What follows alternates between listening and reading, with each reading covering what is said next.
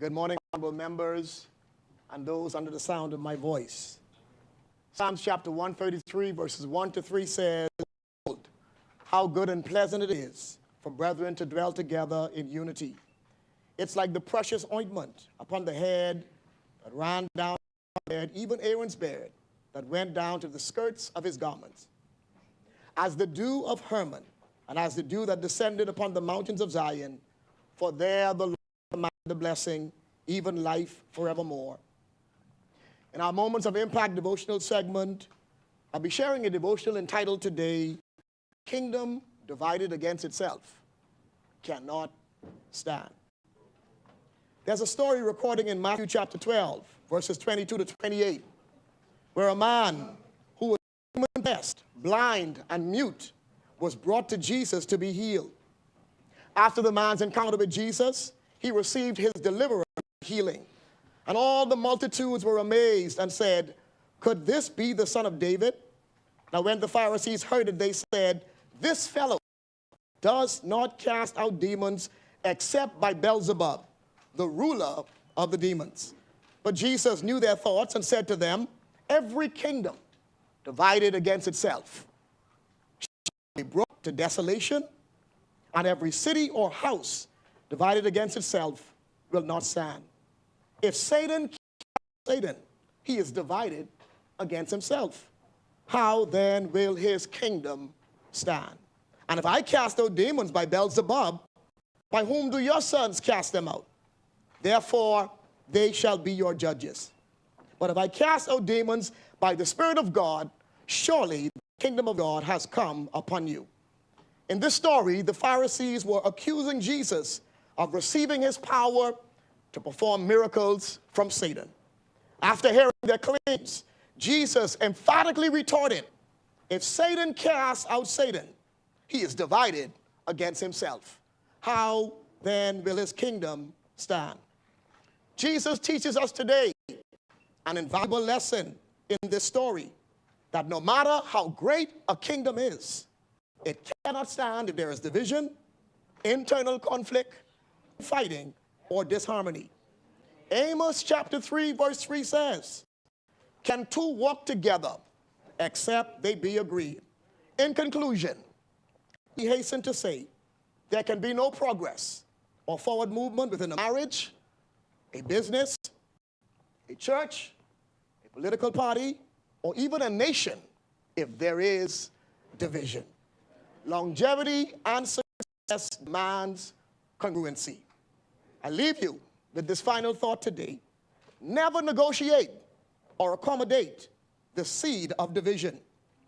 The seed of division must aggressively be uprooted before it grows into a tree called destruction and desolation. Finally, always remember, a kingdom divided against itself cannot stand. Selah. Think and act. Things. Let us pray. Dear Heavenly Father, we thank you for the gift of life, health, and strength. We honor you today for keeping us throughout the night from all harm and danger. Father, we thank you for your lordship over our nation. We humbly ask, Almighty God, that you would continue to make your face to shine upon us and be gracious unto us as a nation. We ask that you would continue to prosper us economically, socially, and spiritually. Oh Lord, we acknowledge that we are nothing without you. It's because of you we live. It's because of you we move. It's because of you we have our beings. Heavenly Father, we pray that you would unite us as a nation. We pray against strife and division and discord and disharmony that is evident in so many sectors of our society. Oh Lord, have mercy on us. Now, Father, we lift up our parliamentarians today, the ones you have given an opportunity to stand in this sacred hall, to represent the people of this great nation. Lord, undergird them with might, strength, fortitude, and your wisdom. Lord, we pray you lead and guide each of them as they carry out the people's business. You know their deficiencies. You know their weaknesses. You know their imperfections. But, oh Lord, we ask today that you would meet them at their point of need. Show yourself strong on their behalf. Bless the proceedings of this day and cause your presence to be felt in our midst. Move by your Spirit and by your power. For it's in Jesus' name we pray. Amen. Let us pray the Lord's Prayer. Our Father, who art in heaven, hallowed be thy name. Thy kingdom come. Thy will be done on earth as it is in heaven. Give us this day our daily bread, and forgive us our trespasses, as we forgive those who trespass against us. And lead us not into temptation, but deliver us from evil. For thine is the kingdom, the power, and the glory, forever and ever. Amen.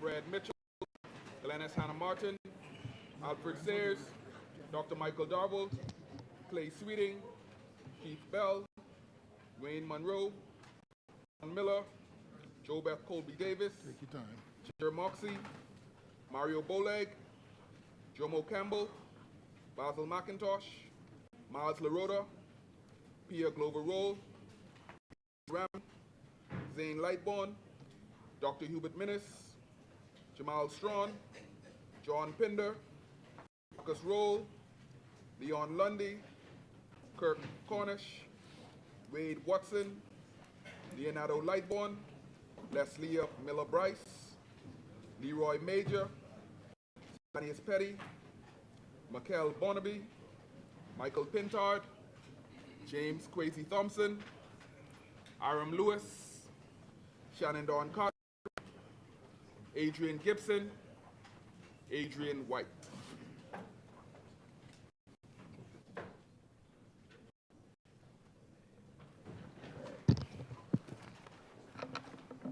Good morning, honorable members.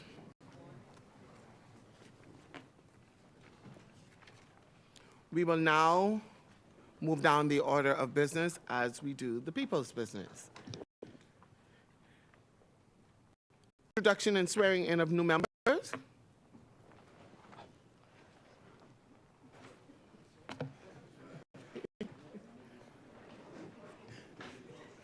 You'll get it, you'll get it.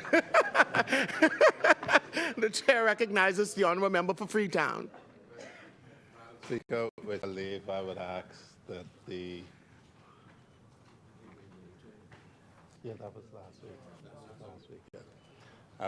I would introduce the member-elect, the West, Grand Balm, and Bimini constituency, and pray that he be sworn in. Thank you, honorable member. The swearing in would now proceed.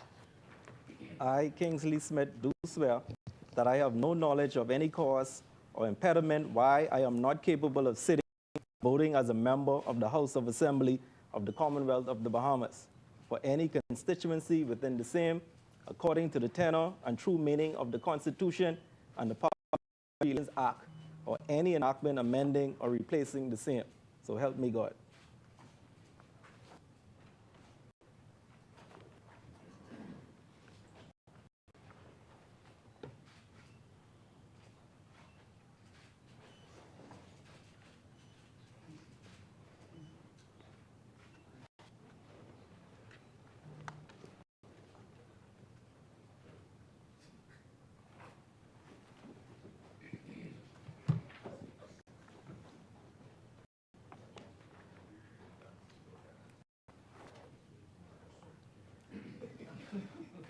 I, Kingsley Smith, do swear that I will faithful and bear true allegiance to His Majesty King Charles III, his heirs, successors, according to law.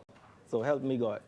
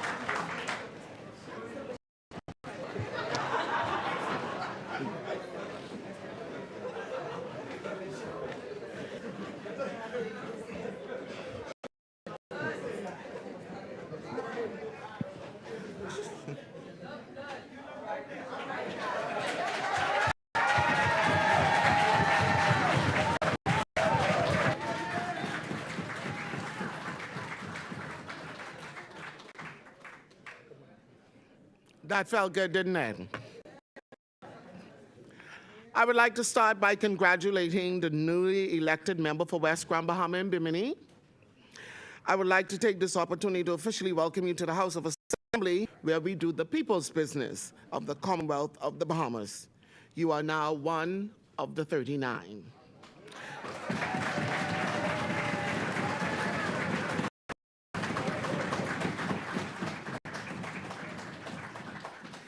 I would like to admonish you to always put God first in all that you do. Take with you your pride, honesty, integrity, and humility, and I promise you that you will have every success. Welcome to the House of Assembly.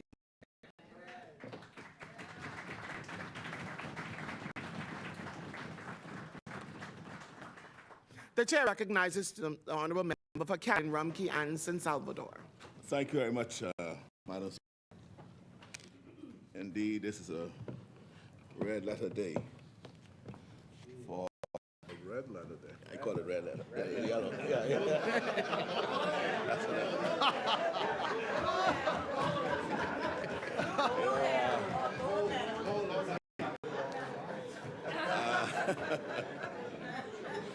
Madam Speaker. You're just poking fun at y'all. Madam Speaker, I could see, I spent some time in Grand Bahama, and I got to meet Kingsley Smith Sr. I got to meet Sonny Martin. I got to meet Dennis Martin. And we were all one at the time. Hubert Ingram, Perry Christie. And so I know today, I met Mrs. Martin as well. Mrs. Smith. Sonny's and Dennis's sister. That's your elder sister, right? Yeah. And so I know today, particularly, Sonny and Kingsley are looking down, smiling.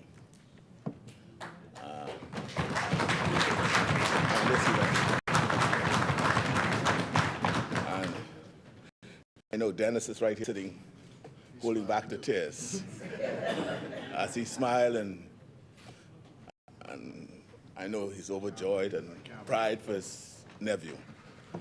I would like to talk with Mom.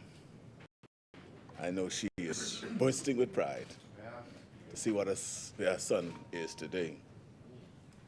So it is, Madam Speaker, with great pleasure and pride that I welcome to our benches the newest member of the House, the member for West Grand Bahama and Bimini, the Honorable Kingsley Smith.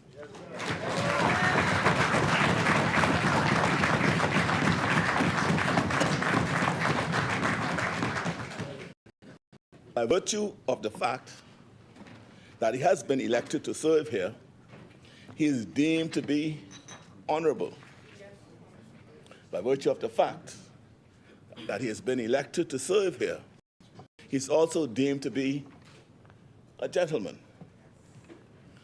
Madam Speaker, these are more than mere courtesies. His honor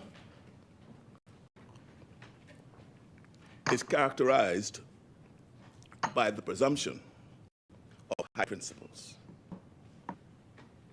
He is styled as a gentleman, not because of his social class, but because of the presumption that in his character, he will show himself to be cultured, courteous, and well-educated. Even in the passionate cut and thrust of debate, he is well to live up to those expectations. And I have every confidence that he will.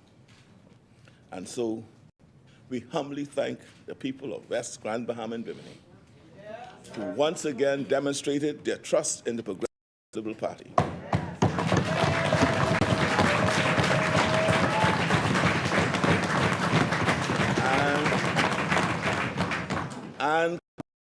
our administration. Yes. But, Madam Speaker, the convincing result disguises the hard work that secured the resounding victory. As with every election, we did not take the Bahamian people for granted. We worked as hard as we always do to secure the best representation for the Bahamian people. They invited us into their homes. We heard their stories. We saw many of the challenges they are facing. We strengthened our resolve to help them. We are so very grateful to the people of West Grand Bahama and Bimini for engaging with us, listening to us, and continuing to give us their support. The early mornings, the long days, and the late night efforts gave us a wonderful opportunity to reconnect more profoundly with the people. Now, as we continue our representation, we honor the memory of our late and dearly departed friend and colleague, the Honorable Obadiah Wilscombe. The honorable gentleman who succeeds him shares and will build on our collective vision for the people of this constituency. We have already done a lot of things on those islands, but there's still more to do. There's a comfort, though, in knowing that many of the seeds we have planted in West Grand Bahama and Bimini will bring significant new opportunities. New investments and upgrades to infrastructure will make a real difference. But in the meantime, life is still far too challenging for too many. The same is true around this country. The economy is growing, but recovery and growth haven't as yet reached everyone. We know how much work there is to do, and we are keen to get on with it. So, Madam Speaker, I remind the member and members of Parliament, being a member of Parliament is a great privilege, and with it comes great responsibility. The people have placed their trust and confidence in the honorable gentleman, just as they did to each and every one of us from our various respective constituencies. Again, I have every confidence that the honorable gentleman will deliver for them. To help them along against this journey, I offer two small pieces of wisdom gained for having served as a member of this Parliament for many years. The first is this. At the end of the first year of the last session of Parliament, I thought it fitting to gently remind honorable members of the principles of public life that govern the way we serve.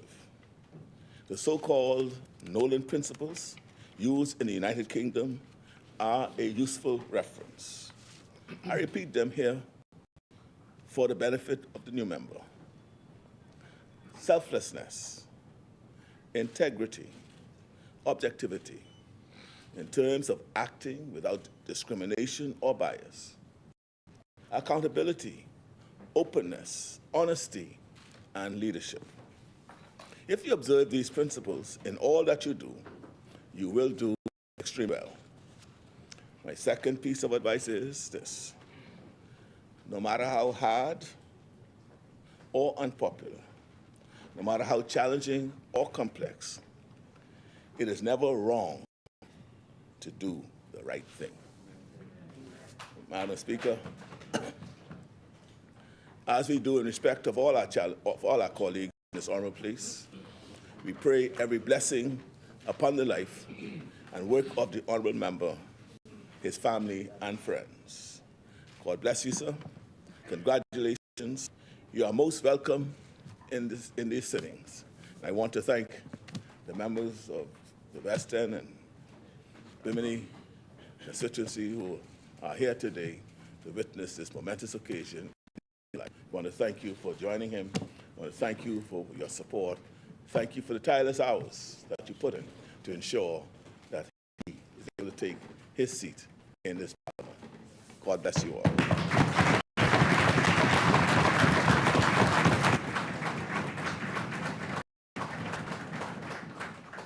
Thank you, Honourable Member. The Chair recognizes the Honourable Member for Fox Hill. Thank you, Madam Speaker. To quote Sidney Poitier, when he accepted the Academy Award in 1964, it's been a long, long journey to get here. At 50, you are in your prime as a member of Parliament. It is an honorable vocation, and I hope you're in it for the long haul. Yours is a remarkable journey as leader of a new generation of men and women from West End, a place that is near and dear to me. My history goes back to my first plane journey with my mother to see my uncle and aunt Wenzel and Ruth Granger in West End in 1957. He was the commissioner there. It's a wonderful place, and I look forward to walking along what I call the seawall, the Malecon, when you get it redone as the Member of Parliament.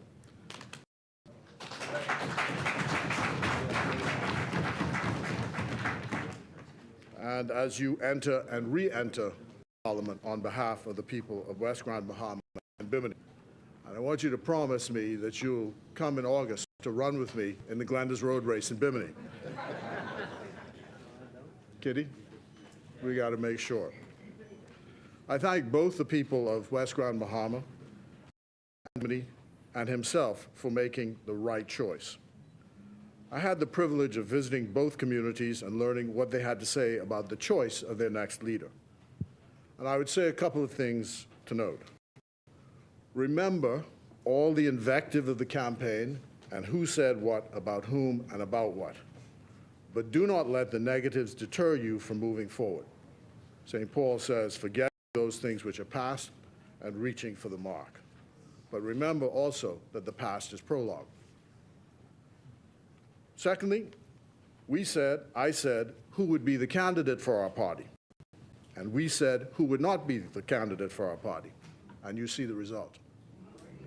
So the lesson of that is, never mind the noise in the market. Just watch the price of fish. As you move forward, you will get advice from everyone. But to thine own self be true.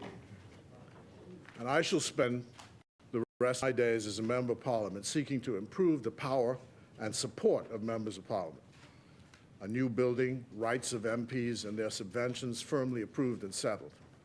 And I would count myself a failure if we do not do something to resolve that problem in a society which is at once adoring and at the same time condemnatory of those of us in public life. The demands are incessant, but you can only do what you can do and disregard the rest. I hope you're an ally in the fight to improve working conditions for MPs and senators. Do not let people force or cause you to do things that you shouldn't do. Finally, if you need help, holler. That's what the party is there for, to help you. And your colleagues can help you out. Just holler if you need help. I'm sure, as the Prime Minister said, your father would be very proud of you today, and I'm sorry that he's not here to see this day. But your mom is here, and Dennis is here, and that's great. Good to see you. Congratulations to you and your family. I expect you to do great and transformative things for West Grand Bahama and for Bimini and for the Bahamas. You are a leader of the next generation of your constituency. They have chosen you to succeed a great man in my friend, the late Obie Welshcombe, and I wish you well. And then I'd like to say to you this final bit of advice. When Barack Obama was finished with his second inauguration and he was leaving the platform, he turned around in the Capitol building and he said, I want to have a good look at this because I know I'm not going to see this again. And as I said to you yesterday on the telephone, this only happens once.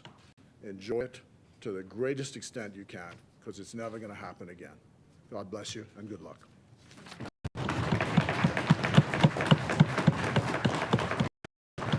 Thank you, Honourable Member. The Chair recognizes the Honourable Member for Golden Gates. Thank you, Madam Speaker. Good morning. Good morning. Thank you.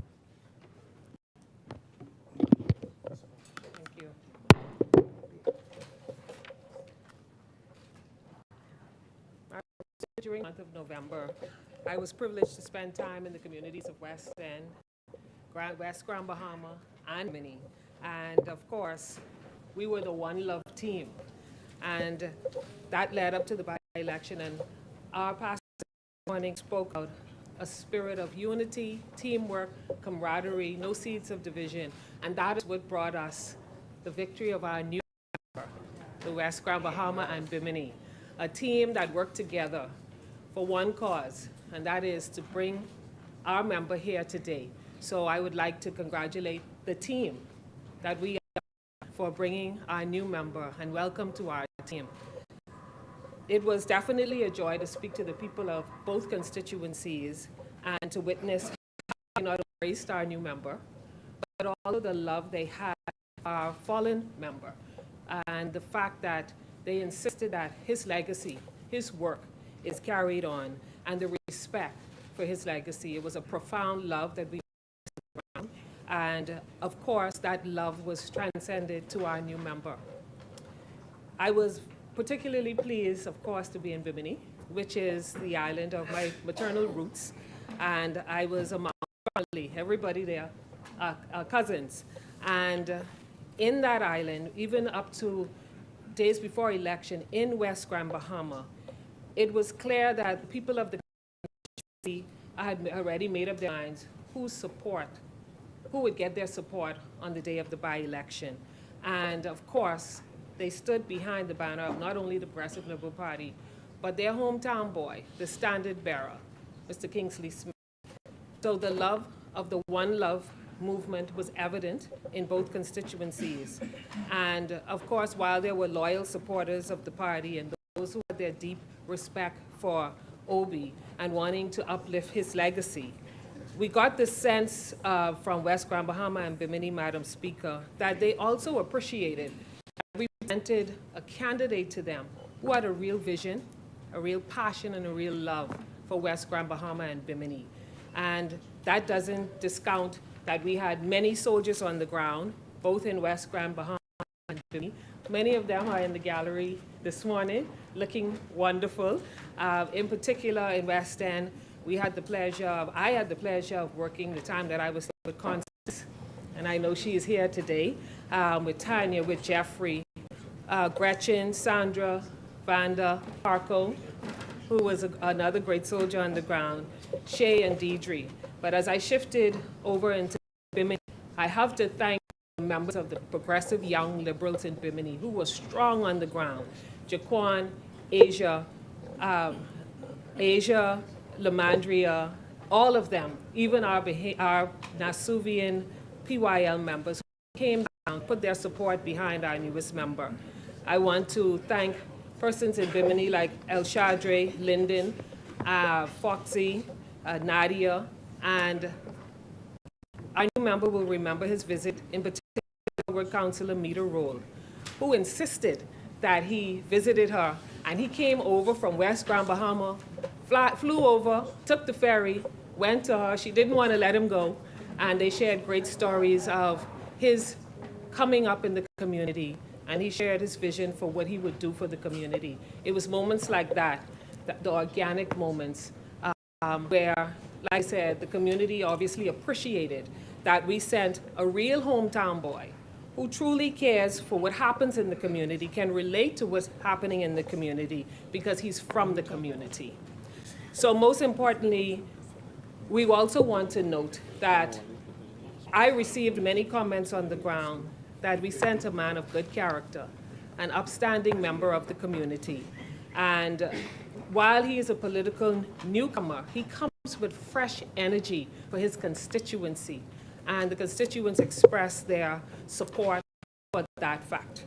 So, Madam Speaker, as the honorable member for West Grand Bahama and Bimini takes his oath today and joins us in these honorable chambers, I want to pledge that you have my support in serving your people as we made those assurances on the ground.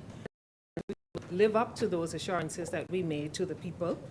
The same support that I give any member of this House on both sides when it comes to service of our Bahamian people in regard to the portfolio, in particular of labor and public service. You have my full and unbridled support, and of course, you know the team is fully behind you. Congratulations. God bless you. We look forward to your service, and we thank you for being here with us in this honorable place to serve your community. Congratulations, honorable member. Thank you, Honorable Member. The Chair recognizes the Honorable Member for Freetown. I'm sure that all members wish to congratulate our new member, but in the interest of time, Yes. the side opposite wishes to have remarks, and it would not be right if the honorable member did not have a small response. If you would indulge that, Madam Speaker. Of course. Thank you, Honorable Member. Thank you very much, Madam The Speaker. Chair recognizes the Honorable Member for Marco City. Thank you very much.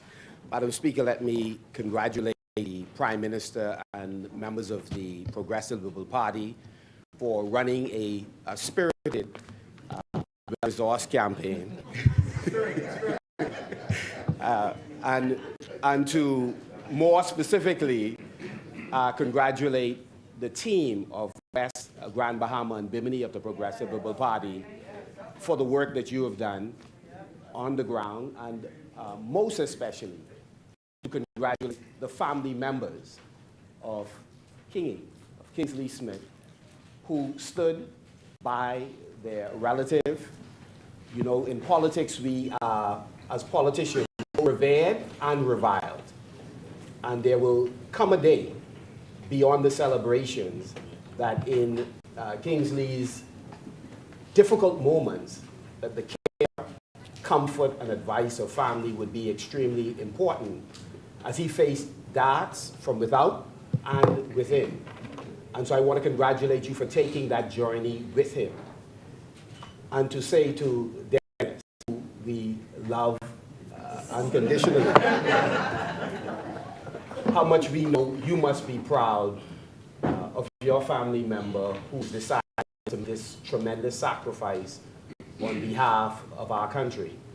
And to say to all of you that we, in our critiques of him, and there will be some, will be mindful that each time he received blows, by extension you do. And we owe you respect in how we treat him in this place and otherwise. And we give you that assurance that we intend to stand with him when he stands on behalf of the Bahamian people. And to Kingsley, who is no stranger to us, and to borrow a phrase from the member for Fox Hill, that you remember everything that's said on the campaign trail and who said what. Well, one of the things we said is that he's an extension of our party, so that in a close decision, we'll call on you to side with us. But we want to say to you that we wish you every success, because at the end of the day, if you do well in fulfilling the few $100 million pledges made by the government, you will transform the lives of people in West Grand Bahama and Bimini, and quite frankly, we believe that you will hold the government's feet to the fire as well in asking them to continue to do the things that they have committed. On our side, we will give you our support because we know that the needs are great in West Grand Bahama, especially, and to a lesser extent in Bimini, and we will not at any point stumbling blocks in your. We believe that you are acting in the best interest of the people that you've come to serve. So you can count on us. We will certainly be campaigning for 2026, but in the course of doing that, we will not be seeking to hinder the good work we believe God can do for all of us who decide to help the people who are struggling in West Grand Bahama and Bimini. And then finally, let me say that we will miss our brother Obi Wilschcombe, and we are prayerful that all that will be done through you will pay tribute to the work that he had begun. And so God bless you, and we stand to work with you as you work for the people of West Grand Bahama and Bimini.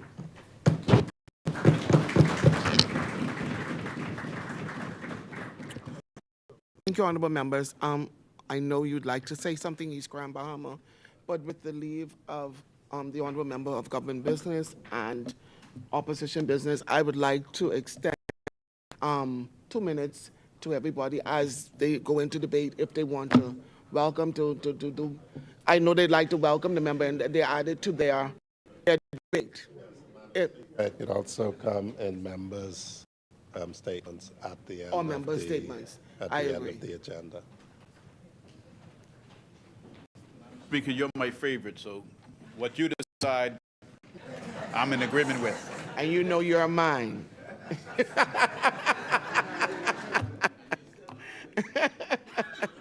Thank you, honorable members. Would you leave, honorable members?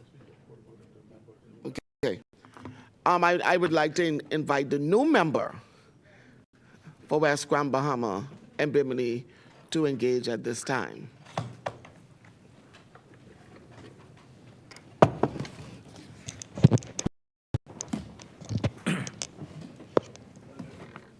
Madam Speaker, as I address this August body for the first time as the Member of Parliament for West Grand Bahama and Bimini, I am overwhelmed with a sense of humility and purpose.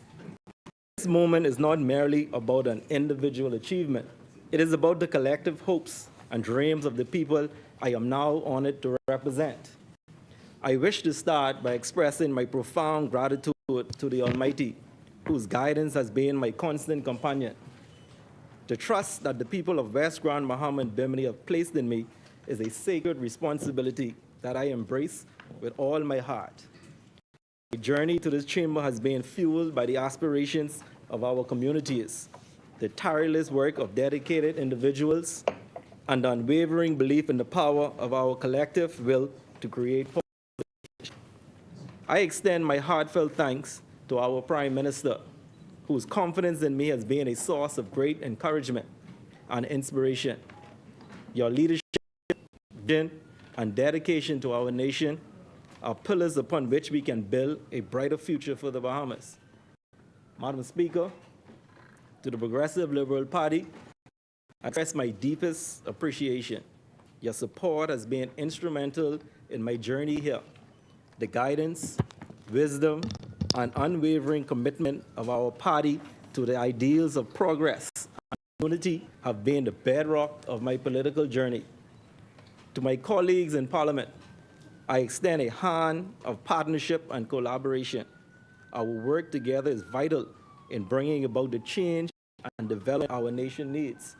The spirit of cooperation and mutual respect will be key in our endeavors to move our country forward. We stand on the shoulders of giants, and it is with a deep sense of responsibility that I acknowledge the legacy of the late Obi Wishka.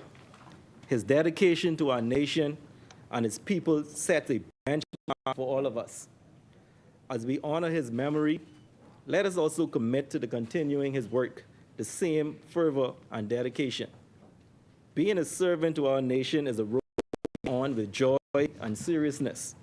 It is not just about leadership, but about listening, understanding, and acting in the best interests of those we serve.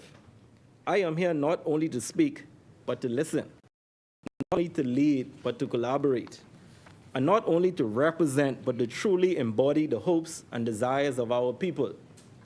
Madam Speaker, I am immensely proud to be a part of a team that is dedicated to delivering on the promise of a new day for the Bahamas. Our vision is clear, our resolve is strong, and our commitment is unwavering. The promise of what Grand Bahama can become is a driving force in our mission. We envision islands where economic prosperity, social justice, environmental sustainability, and cultural richness are not just ideals, but realities. Reflecting on our recent electoral journey, I am profoundly moved by the outcome and its implications for our beloved islands. Our victory in West Grand Bahama and Bimini was more than just numbers. It was a heartfelt endorsement from our people. As the Progressive Liberal Party's candidate, I am humbled to share that we not only secured a significant victory, 2,150 votes, but also outperformed our past achievements, illustrating a growing confidence in our leadership and vision. This triumph, which saw us gain nearly 900 more votes than our nearest competitor from the Free National Movement, speaks volumes about the changing tides in Bahamian politics. Our margin of victory, notably larger than in previous contests, signals a new era, a shift in the political landscape that favors progress, unity, and a commitment to the welfare of our people. Madam Speaker, while I take no pleasure in the uncertainty this victory may have caused in the leadership ranks of the opposition, it is a poignant reminder of the beauty and rigor of our democracy. In this arena, we face the consequences of our actions. You throwing jabs early. Be it as winners or losers. It is the democratic process that keeps us accountable, ensuring that we constantly strive to meet the high expectations of those we serve. I offer my respects to all candidates who participated in this election. Their contributions are vital to the vibrancy of our democracy. However, as we move forward, I am compelled to apologize if our victory has caused a stir on the other side. It was never about personal gain, but about fulfilling the collective aspirations of our people. As we embark on this chapter, I am reminded of the profound responsibility that comes with this mandate. I am here to serve with integrity, to champion the needs and aspirations of our constituents, and up to hold the trust they have placed in me and our party. Our victory is a statement to their faith in us, and a pledge to honor this trust through dedicated service and impactful leadership. Speaker, in our path forward, we must remember the real meaning of politics.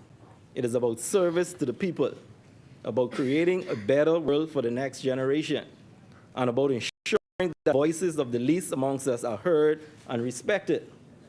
Politics is about building bridges, tearing down walls of division, and creating a society where every Bahamian has the opportunity to thrive. As I embark on this journey, I am mindful of the privilege and immense opportunity to serve. The trust of the Bahamian people is a treasure that I will guard zealously. Every decision I make, every action I take will be with the best interests of our people at heart. Our work starts now. Together, let us embark on this journey with a spirit of unity and purpose.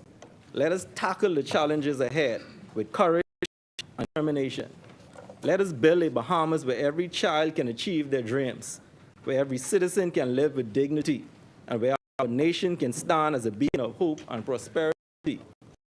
Madam Speaker, I pledge my unwavering commitment to the people of West Grand Bahama and Bimini. I promise to serve with integrity, to lead with compassion, and to always put the interests of our people first. Together, we can and we will build a brighter future for our beloved islands and for the entire Commonwealth of the Bahamas.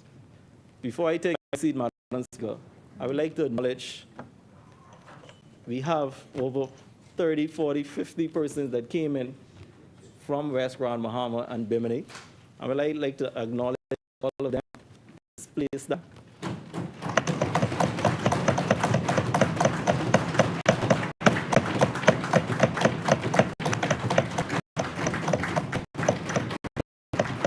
Madam Speaker, I wanted to take the whole gallery, but unfortunately I was unable to. But I also would like to acknowledge my beautiful fiancée, Tove Eshgam, my beautiful mom, Flora Smith, my uncle Dennis Martin. There are many names that should be called, and it's so many. And I must congratulate and thank all of those who are part of the team to ensure victory at the polls, from the Honorable Prime Minister, the Deputy Prime Minister, all of the government members who are all on the ground working to ensure victory. I would also like to thank Paco, Randy Roll Sr., the Honorable Member for Tall Pines, Jerome Fitzgerald, Philip McKenzie, Valentine Grimes, Senator Kirk Russell. The list goes on, Madam Speaker. The list goes on.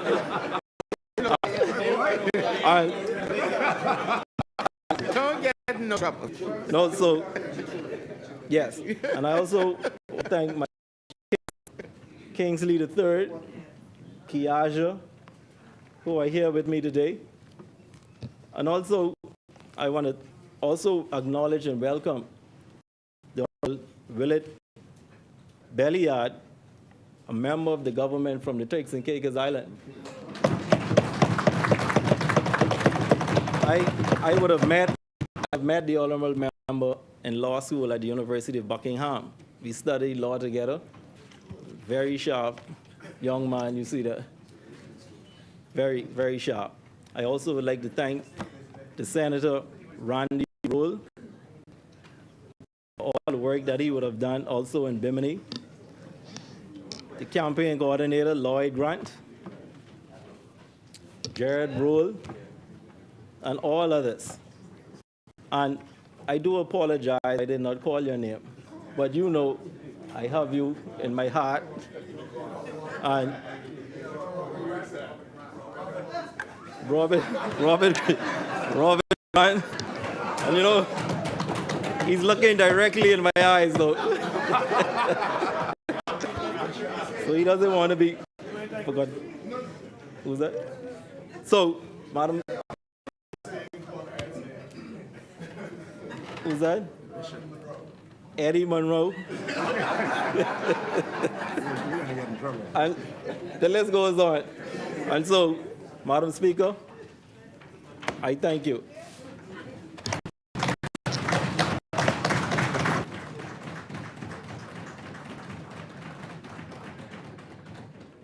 Thank you, honorable members. We will now revert back to the order of business as we conduct people's business. Name of documents by ministers. The chair recognizes the honorable member for Cat Island, Rumkey, and San Salvador. Madam Speaker, I beg leave to lay on the table of the House a copy of the Commercial Entities Substance Requirements General Regulations 2023. Thank you, honorable member. Second? Thank you. Order the document brought up? No. I know where to get that from.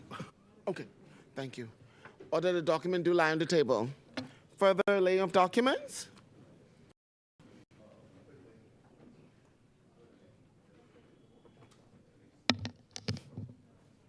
No further layings?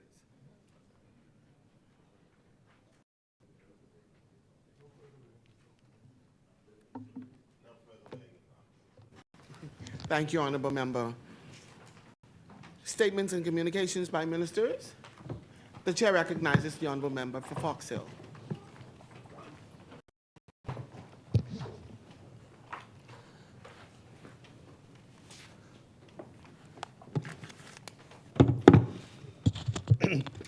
Thank you again, Madam Speaker.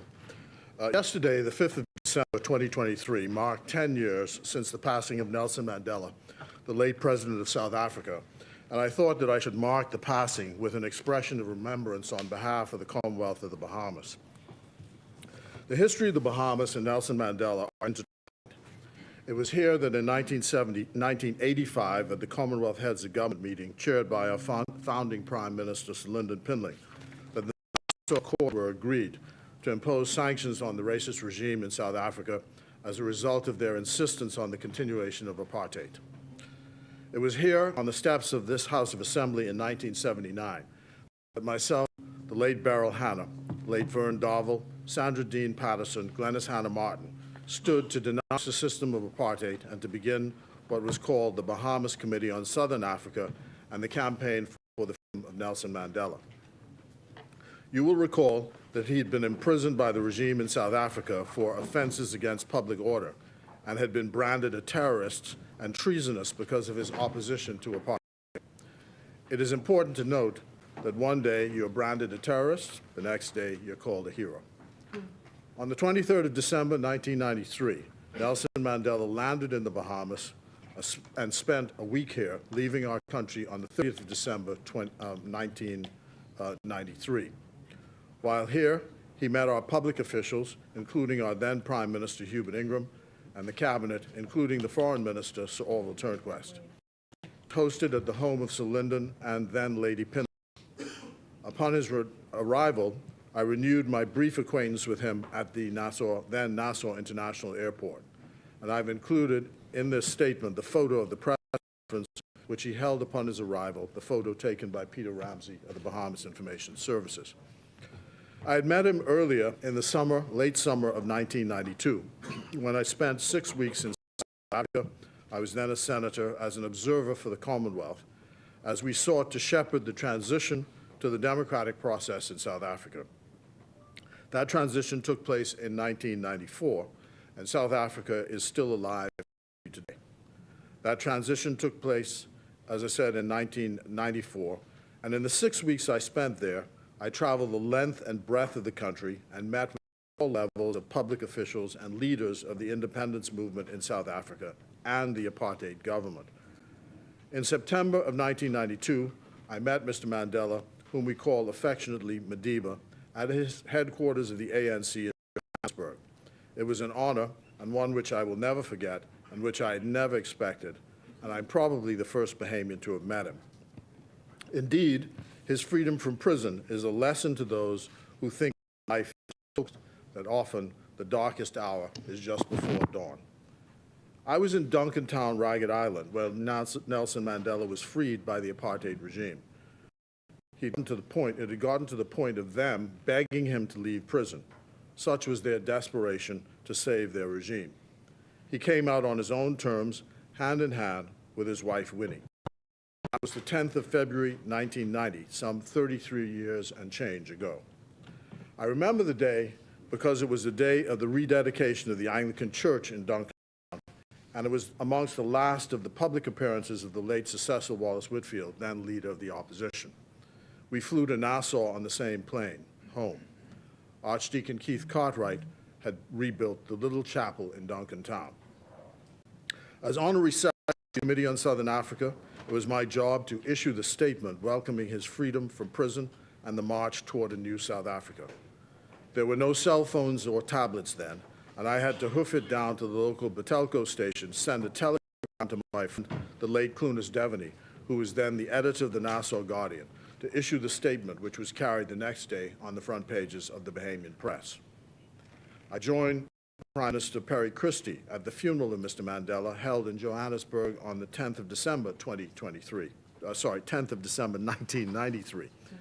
Thanks to the then Prime Minister of Trinidad and Tobago, Kamala Persad Bissessa, we flew with all CARICOM heads of government to South Africa from Port of Spain by Caribbean Airlines 767 jet, a 13-hour journey from Port of Spain to Johannesburg. Now, I was prompted for these remembrances by an article which I saw recently, The Complexity of the Legacy of Nelson Mandela. South Africa is a profoundly different place today than it was 10 years ago, 30 years ago.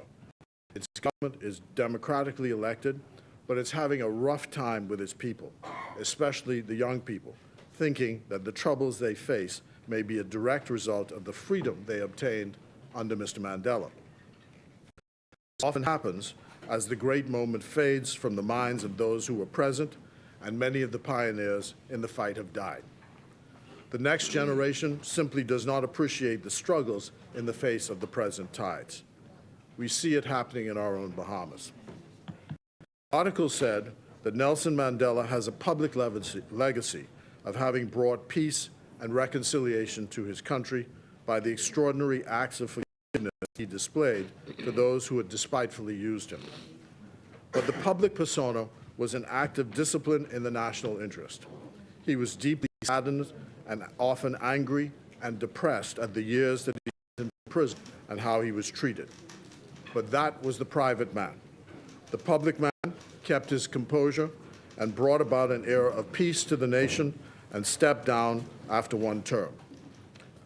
During the time he was in prison, he lost 2 of his children and his mother. He was not allowed to attend their funeral. His marriage broke up as a result of a lifetime of being away from his wife, I had the honor of going to the house that Winnie Mandela built for him while he was in prison, but which he never lived in, located in the Soweto Township. As she took me around the house, even as divorce proceedings were looming, she insisted that the house would be kept ready and waiting for the great man to return home. Sadly, there was no reconciliation, so he lost his family. Fortunately, he found solace in his third wife, Gracia Marcel, the widow of Samora Machel, the former president of Mozambique, and they lived a great life together until his end. Now, I saw Mr. Mandela really angry. This was the private man. One day, Chief Emeka Anyoko, then Secretary General of the Commonwealth, came calling in Johannesburg to try and persuade Mr. Mandela to meet and settle differences with Chief Mangosuthu Buthelezi, who was then leader of the Zulus, who died just this year at the age of 95. They were arch enemies. Mr. Mandela refused, and he shouted and banged on the table, "Why should I meet him? Who is he? And why should I meet him?" In the end, Gacha, as Chief Buthelezi was called, was Mr. Mandela's Home Affairs Minister. And I was there when Nelson Mandela danced with the late Gus Cooper at Junkanoo, the Boxing Day parade in December of 1993. It was one of those moments when you could sing the no bitterness. Madam Speaker, that is a short history of Nelson Mandela and the Bahamas. Nelson Mandela and this Member of Parliament. 10 years later, he's still a great man and an icon. A Mandela, may he rest in peace.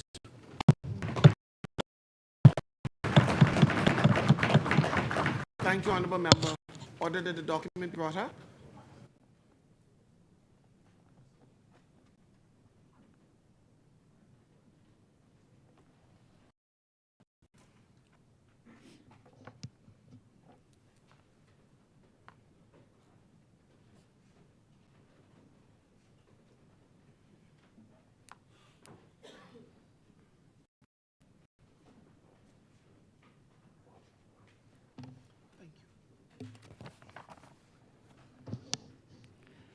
Order the document to lie on the table.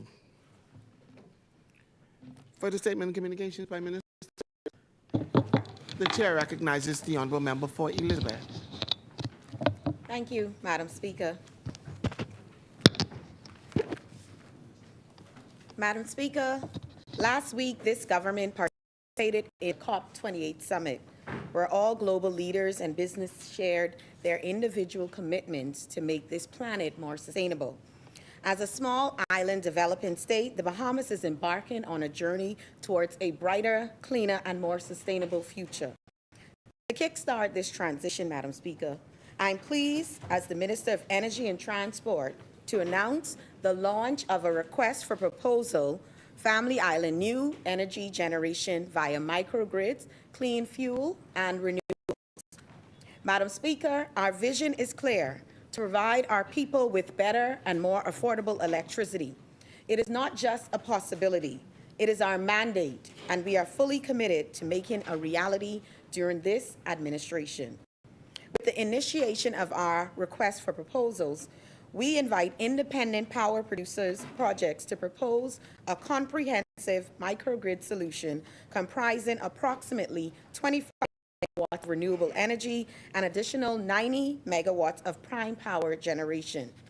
This innovative approach aims to deliver electricity to our family islands, ensuring a cleaner, more reliable, and cost-effective energy system than our current framework.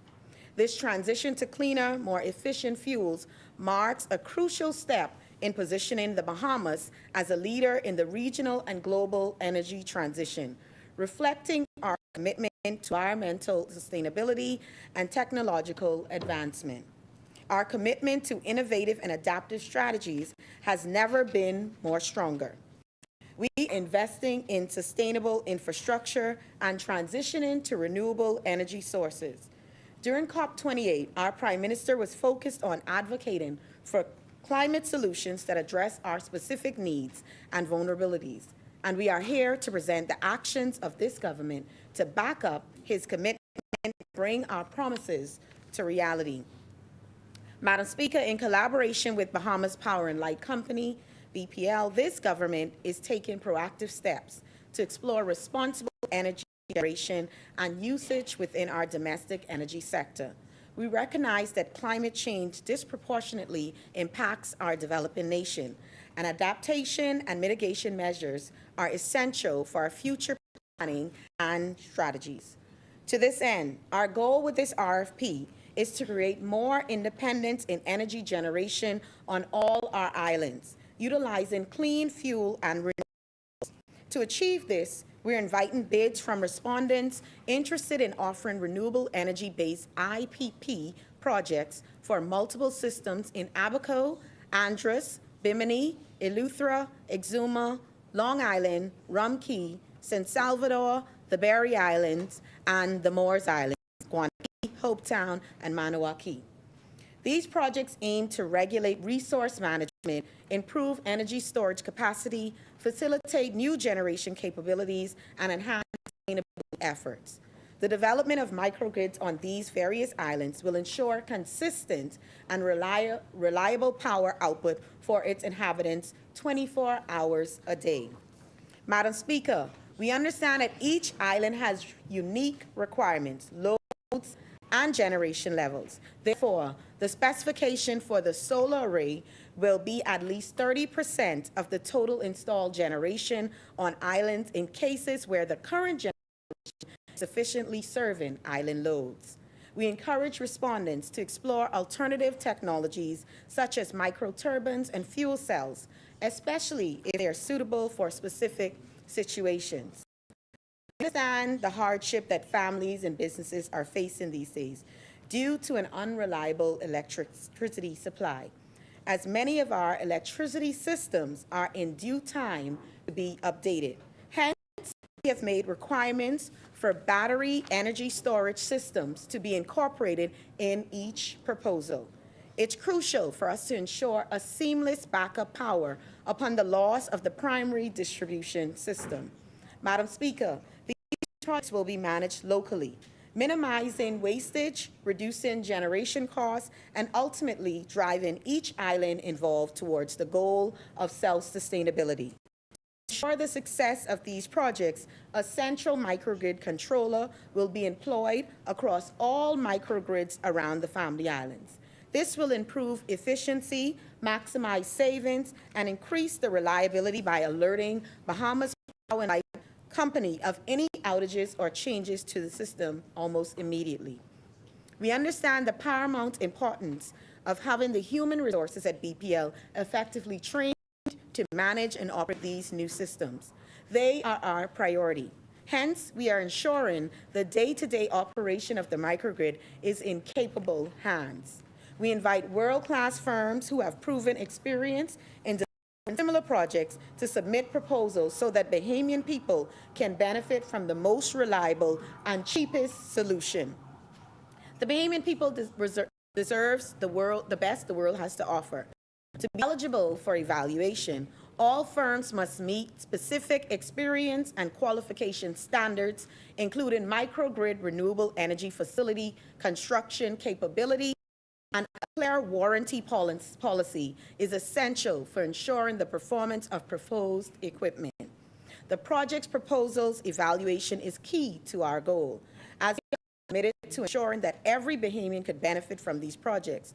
Therefore, we are giving special consideration to it, achieving 51% Bahamian ownership within 3 years of these projects. We'll have an additional score in this evaluation. The date of for submission of proposals will be on January 26, 2024.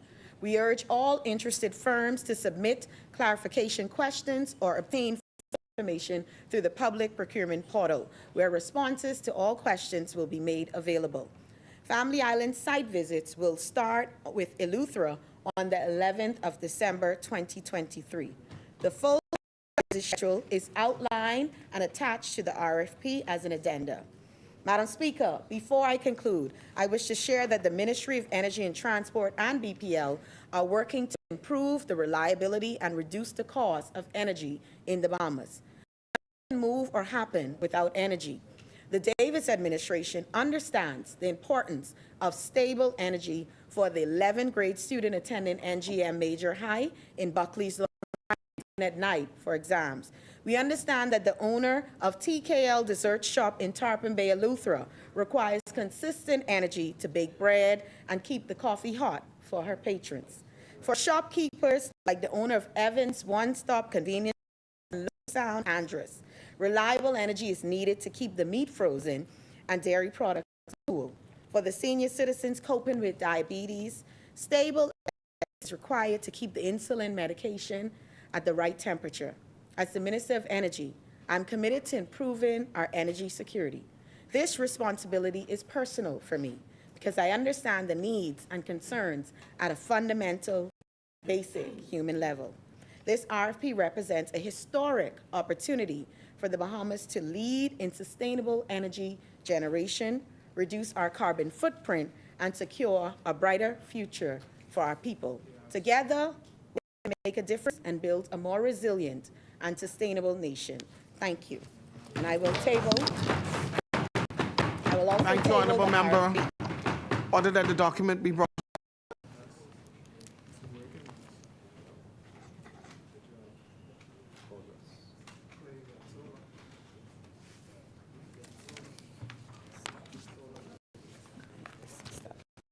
It's up.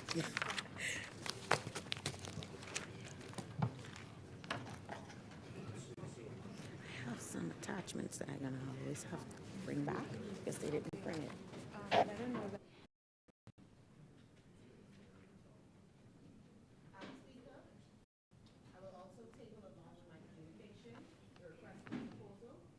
The island new energy generation via microgrids, clean energy, and renewables, which Thank you, will be Honourable Member. today. Order the document be brought up.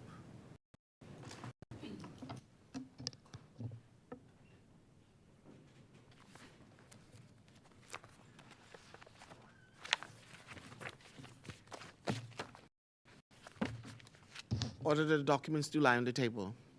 Further laying of documents? Further statement communications? Statement and communication. Thank you, Honourable Member. We will now revert back to the order of business.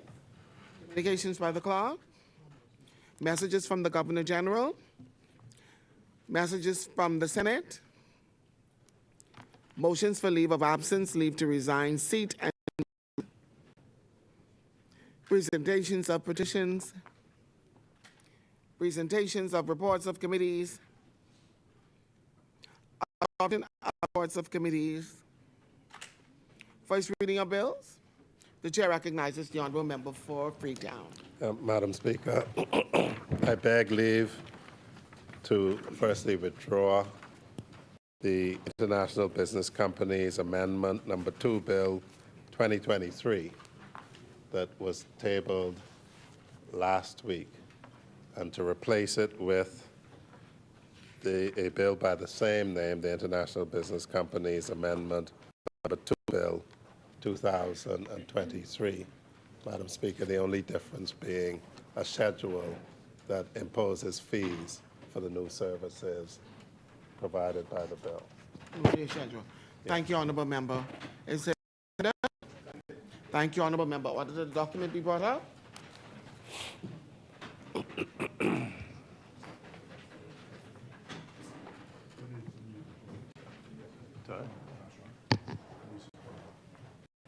It's been moved and seconded that the following bill be read for a first time.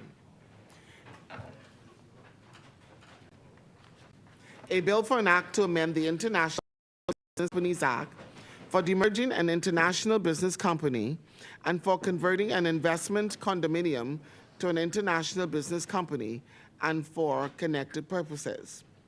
As many are in favor will remain seated. Those opposed will stand. Ordered that the motion is agreed.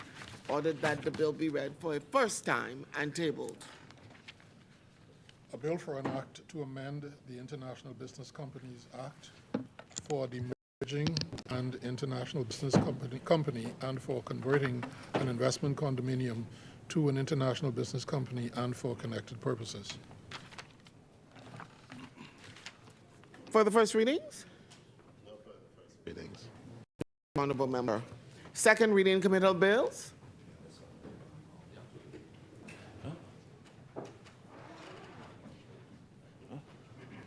6 bills, huh?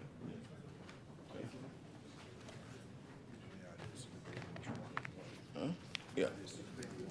Yeah. The chair recognizes the honorable member for Cat Island, Rumkey and San Salvador. Yeah, yeah. Okay. Madam Speaker, it is proposed that we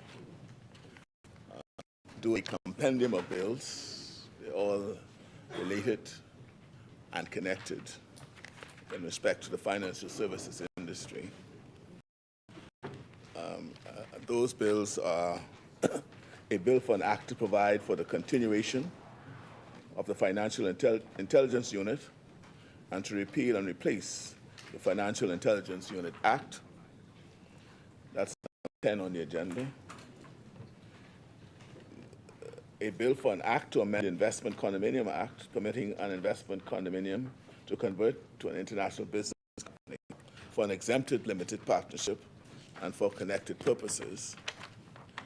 A bill for an act, that's number 12, bill number 13 on the agenda, a bill for an act to amend the International Business Companies Act. That's what was the one that replaced it just a while ago. Bill for an act to amend the Exempted Limited Partnership Act. A bill for an act to amend the Register of Beneficial Ownership Act. And a bill for an act to amend the Commercial Entity Substance Requirements Act. Madam Speaker, I think I move, that would be the compendium for the debate. And I move, Madam Speaker, for the second reading of the bill for the continuation of the Financial Intelligence Unit and to repeal and replace the Financial Intelligence Unit Act. My contribution will cover all of the bills cited, and I'll just refer to them in my substantive contribution. Madam Speaker, today I rise on behalf of the people of Cat Island, Rumkey, and San Salvador in support of a compendium of bills to be debated in this House today to strengthen our financial services sector, secure our standing as a leading financial services jurisdiction. We have a total of 6 bills before us. The Commercial Entities Substance Requirements Amendment Bill 2023, also known as CESRA acronym, and the Register of Beneficial Ownership Amendment Bill 2023, also known as ROBO as its acronym. Collectively, The chair recognizes the honorable member for St. Anne's. The Commercial Entities Substance Requirement General Regulations. These are regulations, Madam Speaker, not a bill amending the Act. That's the copy that the has. It's not a bill. These are, in fact, regulations pursuant to Section 29 of the Commercial Entities. No. Okay. Look, Madam Speaker, you know,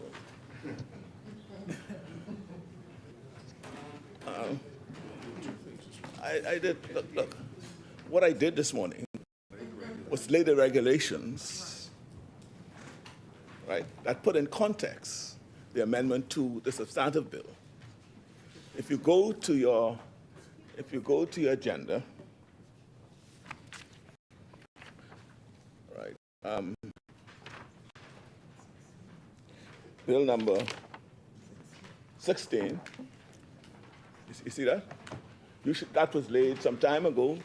You should have a copy of it, right? In fact, for your information, it was laid on the 29th of November, 2023. So that is the bill that that's the act that I'm speaking to. And that's the bill that we debate. I did the CESRA regulations just for the context.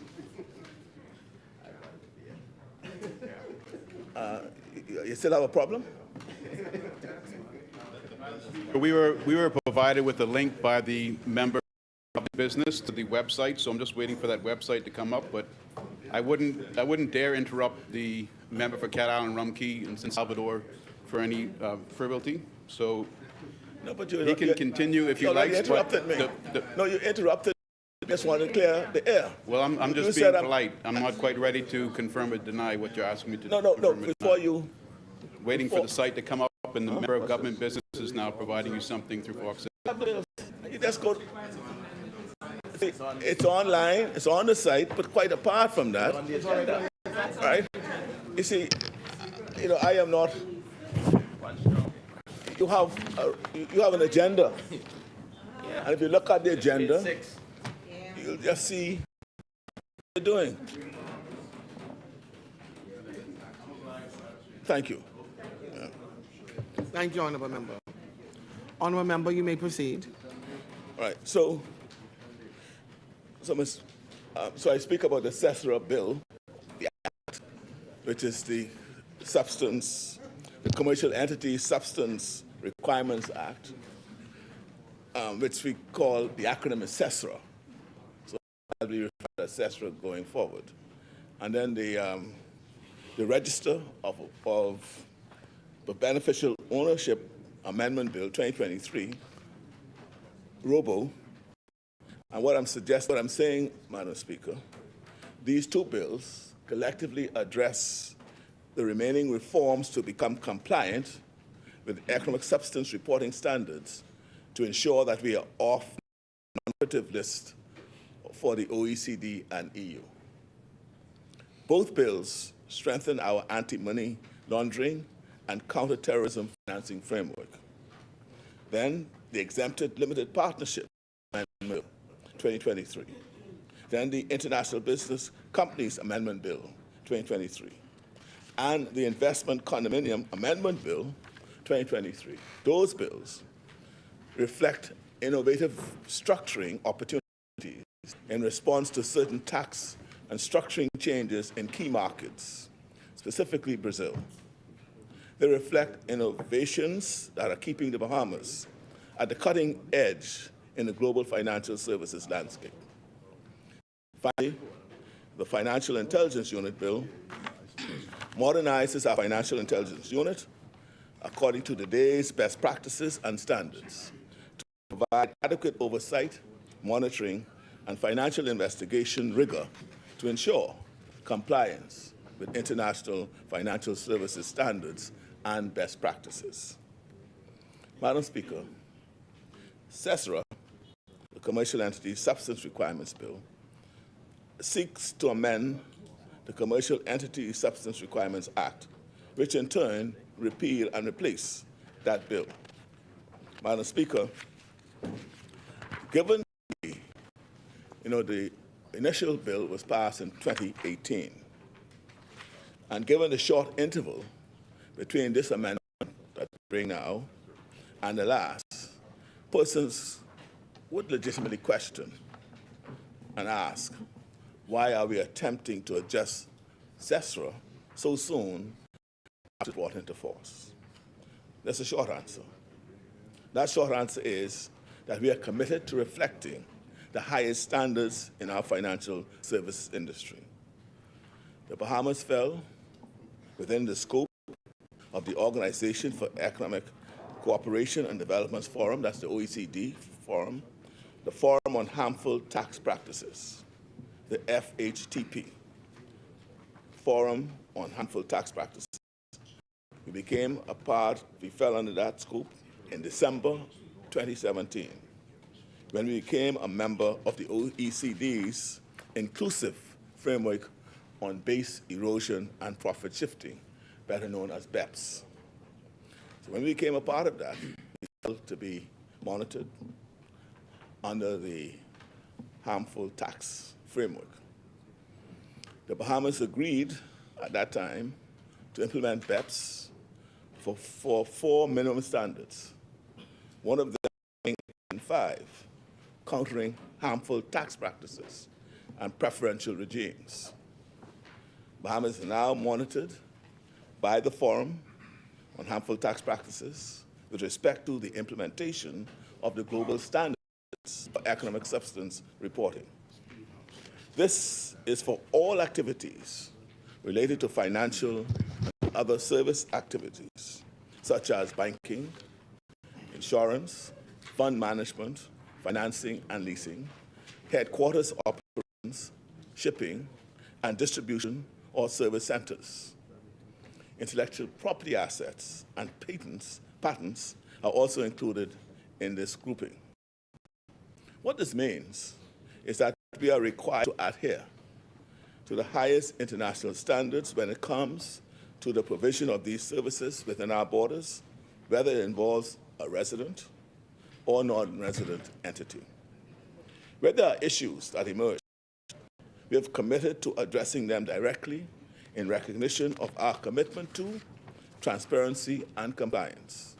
This includes the requirement that all companies operating in the Bahamas demonstrate adequate presence and conduct activity in the Bahamas as the jurisdiction in which they are tax resident in fulfillment of the economic substance requirements.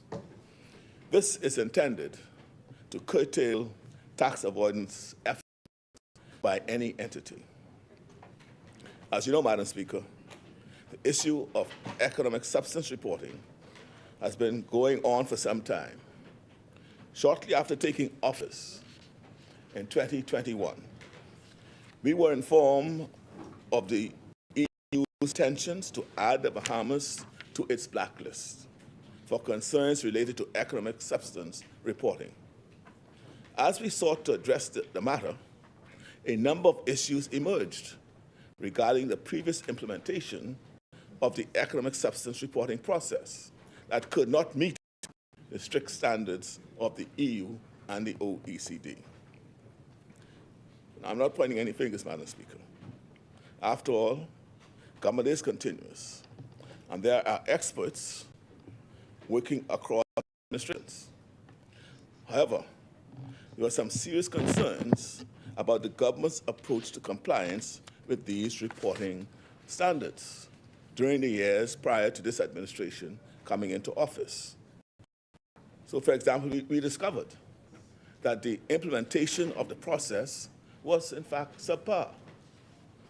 The reporting system was routed through the Department of Inland Revenue system. It didn't meet the unique requirements for economic substance reporting. In fact, a new, dedicated portal was needed. There are major issues with functionality, as well as the management and analysis of data. The way the system handled data had to be completely overhauled. At one point, Madam Speaker, it was so bad that the system was completely reliant on entries. Imagine a system this important to our financial services sector being run manually. It was a system that was directly non-compliant with the OECD standards. It simply failed to meet the mark, a failure placed solely at the feet of the ineffective leadership from the political directorate. A brand new portal had to be designed and introduced because the entire implementation of the process under the previous administration was a complete failure. These are the facts as outlined by the European Union and uncovered by our own analysis, Madam Speaker. With the state of the system,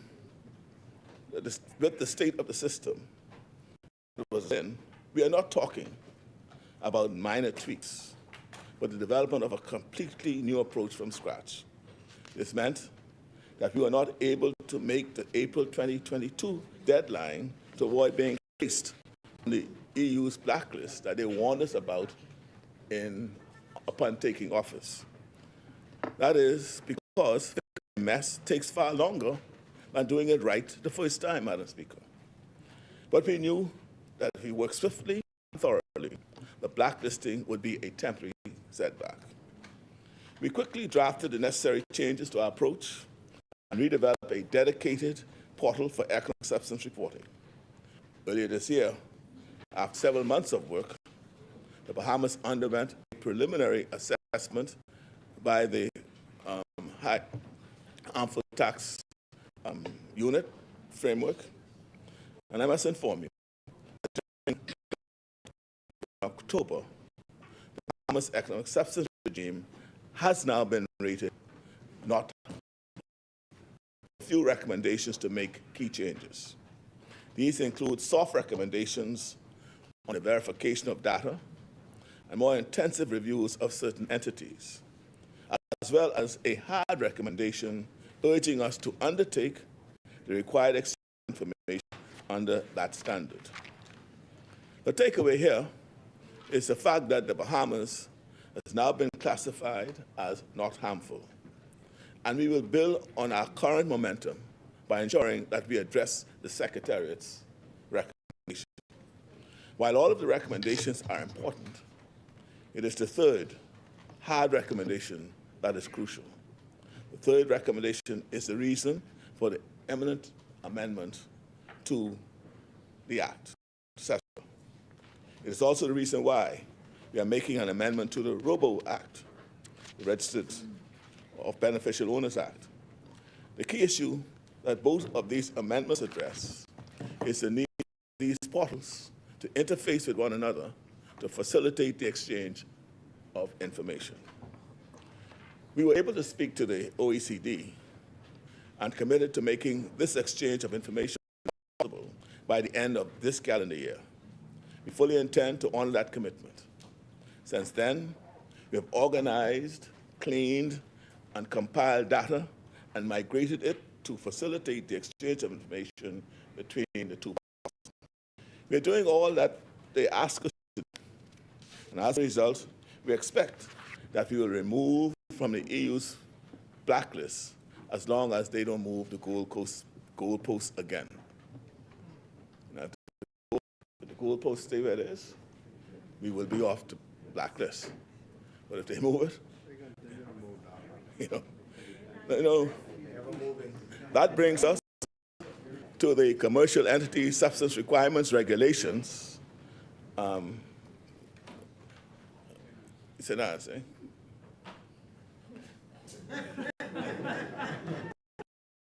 That was late. These regulations really support and strengthen the exchange of information legislative framework. In response to the call for greater clarity on this area of the law, the amendment to Section 29 of the Principal Act will allow the Minister of Finance to provide comprehensive regulations with further clarifications and explanations.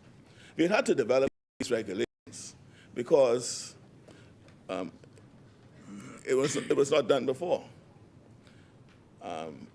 The previous administration did not put in place an effective monitoring mechanism, whereas our approach is completely compliant and meets the required standards.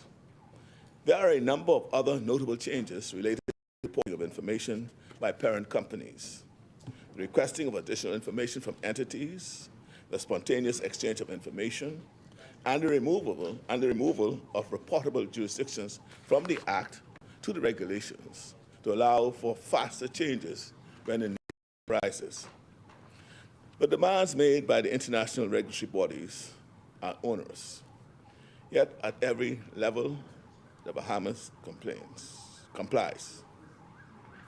Madam Speaker, unfortunately, it is inevitable that some entities may have difficulty complying with these standards. However, we must make it clear that the purpose of these changes is not to discourage entities or individuals from conducting or establishing businesses in the Bahamas. In fact, our aim is to attract bona fide business people who will conduct and engage in legitimate business activity while demonstrating to the world that we are serious about adhering to the highest and most stringent global standards. That's why we remain optimistic about being removed from the EU's list during the next review. And we are also optimistic about our long-term prospects for sectorial growth based on our existing competitive advantages. Of course, there may be those confused by our optimism, given the fact that the Bahamas was still listed on the EU non-cooperative list just over a month ago in October.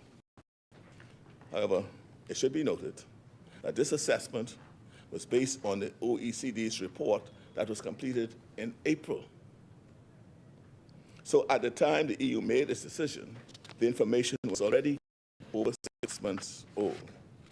In fact, the EU had their Council of Ministers meeting in October and made a decision not to remove us from the blacklist. And the very next month, in November, the OECD agreed that based on our approach to compliance, we would be removed. Surely, you'd think that these two European institutions would talk to each other in the interest of ensuring that the decision regarding our continued presence on a non-cooperative list was made fairly and was based on the most current and accurate information. Instead, the decision was made using outdated information with disregard for the impact that this inaccurate decision could have on us. Madam Speaker, this behavior is indicative of a wider trend in which unfair standards are applied to countries like ours. And that's why I've been telling them, wherever I go, take their knees off our neck.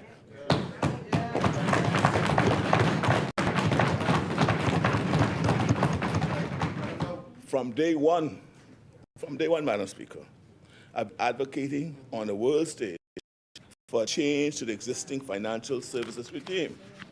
Because at the end of the day, it is small island developing states like ours that have been former colonies, that are black governed, they are the ones that are targeted. That's right. And I'm not just saying this here. I say to them in their face when I meet them. Right? And like I said, it's taking root. Because at the very first meeting that I went to the UN, I think it was like 5 days after I was sworn in, I met with the Secretary General of the United Nations. I was during my discussion with him, raising the same issue, that he wants to set up a task force to address this issue. That task force was in fact set up. And we have now seen progress on this front. They reported in September, right? And they will now play a larger role in the oversight of the global financial services standards, right? In September, I wrote to the Secretary General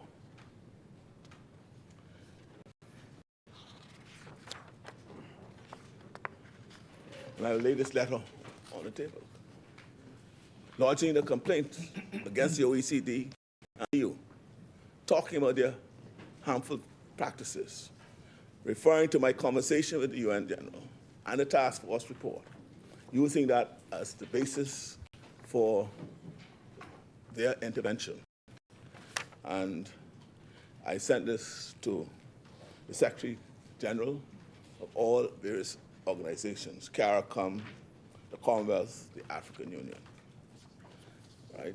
And thankfully, just very recently, it was acted upon and passed, right, to move this regime to be under the bailiwick of the UN, which will be a more independent, inclusive body, as opposed to the very narrow interests of OECD members. And there's no surprise that none of the countries, the EU and the OECD, voted against the resolution, right? But this little boy from Old White Cat Island, he ain't gonna let nobody run over the Bahamas. Okay, who they are? I want y'all to, I want y'all to join me too. Join me. So I'll lay this letter on, the letter I wrote to him, on the table for all y'all to read to see what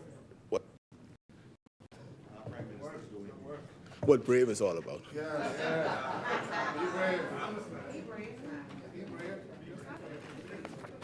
So I'll lay that to Order that the document be brought up. And so I'm happy to say Order that the that document the be laid on UN the table. has made, they passed a resolution on the promotion of inclusive and effective international tax cooperation. In my letter, I also highlighted how the current system favors the interests of the global north over the global south. And I pointed out the inequality embedded in the current tax architecture. Just as I have climate change and a number of other issues, I'll continue to speak up on behalf of this nation. And of course, many nations follow me, because I guess they need my voice. We are not asking, Madam Speaker, we ask for special treatment. We only want to be treated as equals and have the same opportunities and the same standards applied to us as everyone else. And even when we fight change, we'll continue to demonstrate within the current unfair system that we can still comply with any standard. This is why a month from now, in January 2024, when the EU reviews the Bahamas' position once again, we believe that we will be removed from the non-cooperative list, and thanks to the efforts of this administration. As we maintain our place as a top financial services jurisdiction, we are cognizant of the need to keep adapting and improving on the strengths that make us so appealing to investors around the world. Our strengths as a jurisdiction give us a natural competitive edge on the world stage. We have a strong economy, political stability, and a tax-neutral approach, all inherent competitive advantages.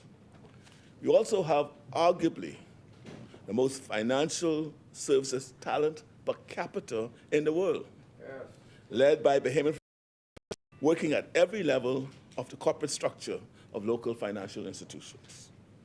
And this expertise has resulted in one of the world's most robust, responsive, and innovative legislative and regulatory frameworks. We see this with our world-leading trust laws and investment fund legislations. Years ago, for example, we launched the smart fund legislation, which was truly innovative for its time. And we followed the smart fund up with the launch of the Investment Condominium Act, or ICON, which took the Latin American market by storm when it was rolled out. One of the defining features of the act, of the ICON Act, allowed other entities to convert to ICONs. It was a strong selling point, allowing existing funds to easily adapt to take advantage of the ICON strengths. Today, in response to changes made in Brazilian legislation which can impact funds operating as ICONs if not addressed, we have proposed the 3 amendments before us: Investment Condominium Amendment Bill 2023, the Exempted Limited Partnership Amendment Bill 2023, and the IBC, the International Business Companies Amendment Bill 2023. Those bills now allow us to convert ICONs into either exempted limited partnership or IBCs and vice versa. We've been quick to respond to the changes in Brazil as one of our major markets. This is critical, Madam Speaker, because responsiveness is a key quality that allows our financial services product to stand out. It is a strength of ours that is now further established by this compendium of bills. These amendments demonstrate our nimbleness and ability to provide structuring alternatives for the financial service industry in response to a constantly changing global environment. The final bill before us is the Financial Intelligence Unit Bill, which essentially empowers the Financial Intelligence Unit to more effectively do its job. At its core, the bill represents a complete modernization and evolution of the Financial Intelligence Unit's operations in full compliance with international best practices. Last December, the Bahamas became one of only 6 countries in the entire world, one of 6 countries in the entire world to become fully compliant with the Financial Action Task Force's 40 recommendations. Even with that success under our belt, we continue to review and monitor our systems for areas of improvement. A recent review of our compliance efforts suggested certain amendments to maintain our status as compliant with best practices. This bill incorporates those amendments to maintain our position among the world's most compliant jurisdictions. I invite all interested members of the public to review this bill, along with the others debated in this House today, at laws.bahamas.gov.bs to get a sense of how truly comprehensive our approach has been. As always, these amendments have been made in full consultation with public and private sector stakeholders, as well as with international stakeholders where appropriate. I want to thank the teams at the Attorney General's Office, the Ministry of Finance, and the Ministry of Economic Affairs for their work in strengthening our financial services laws and regulations, and demonstrating to all why we consistently maintain our place among the best financial services jurisdictions in the world. This administration remains fully committed to adhering to the highest global standards. We look forward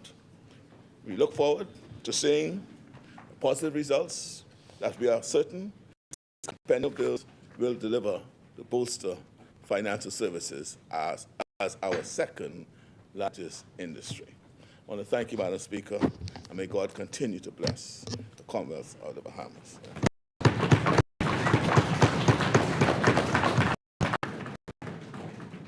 Thank you, Honourable Member. Is there a seconder? The Chair recognizes the Honourable Member for Carmichael.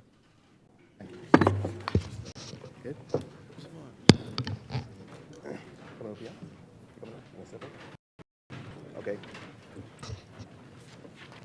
Madam Speaker,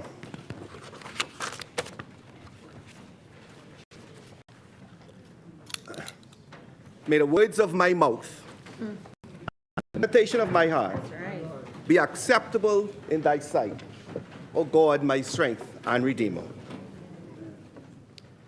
Madam Speaker, I rise today on behalf of the wonderful people of Carmichael to support this compendium of financial services bills. As I do so, Madam Speaker, as always, I thank my God in whose trust I continue to hold.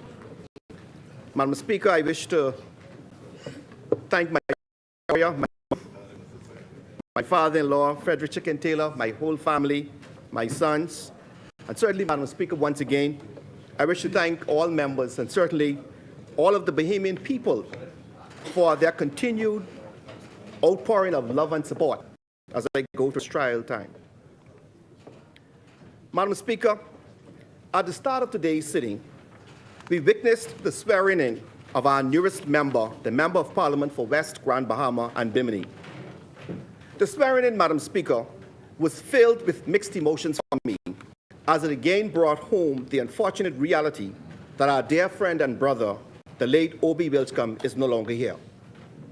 Over the past weeks, I, along with other members of the Cabinet, have had cause to spend significant time in West Grand Bahama and Bimini. Indeed, for the first time in our history, Cabinet sat in the community of West Grand Bahama.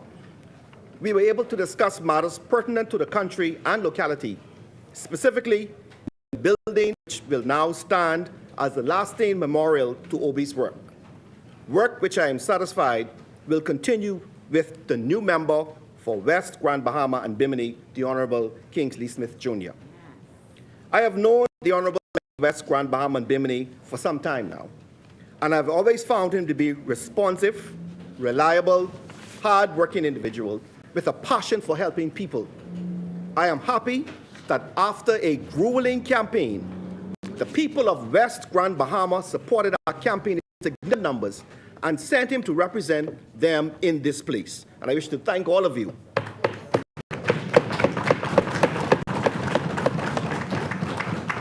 You know, Madam Speaker, let me just, if I may just digress. As I looked in the gallery and I saw Kingsley's mom, Mrs. Smith, I'm reminded of my grandmother. Beautiful, well-poised, a virtuous lady, and this is what this country is all about. The orange ribbons in here, last week we celebrated Women's Week. And if you look around the gallery, all around here, where we see all of our beautiful women, this is something, Madam Speaker, we in this country, the men, can be proud of. Yeah.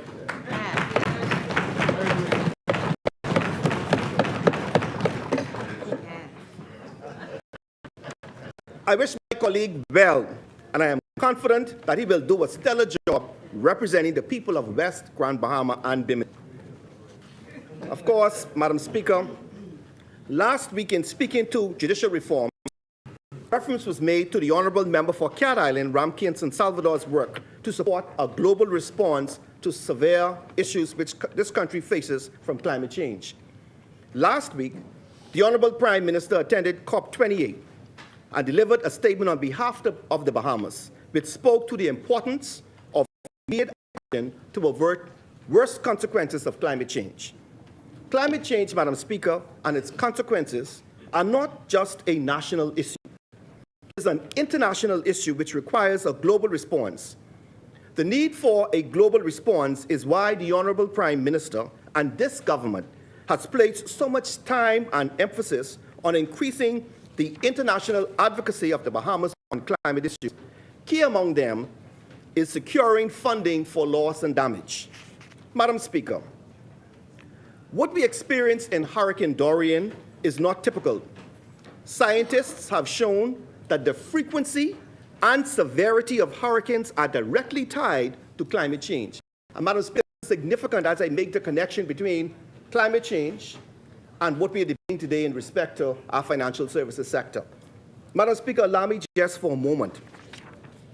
It was interesting as I did the research on this financial legislation and looked at the connection with that and climate change.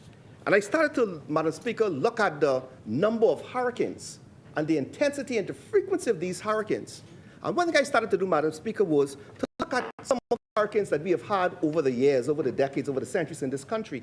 And just for the Bahamian people to fully understand and appreciate what we as a nation face and why it is important and significant for all of us to support the Honourable Prime Minister and this government in its fight, because our very survival depends on it. I will demonstrate. Madam Speaker, as far back as 1780, there was a hurricane called San Calixto II, which ravaged the entire Caribbean, flattened most of the homes in Barbados. Some 22,000 people were lost. This is as far back as 1780. Bring it up further. 1866. There was the Great Hurricane of 1866, which was a Category 4. It destroyed a number of homes here in the Bahamas, destroyed infrastructure, sank ships, and killed some 387 people.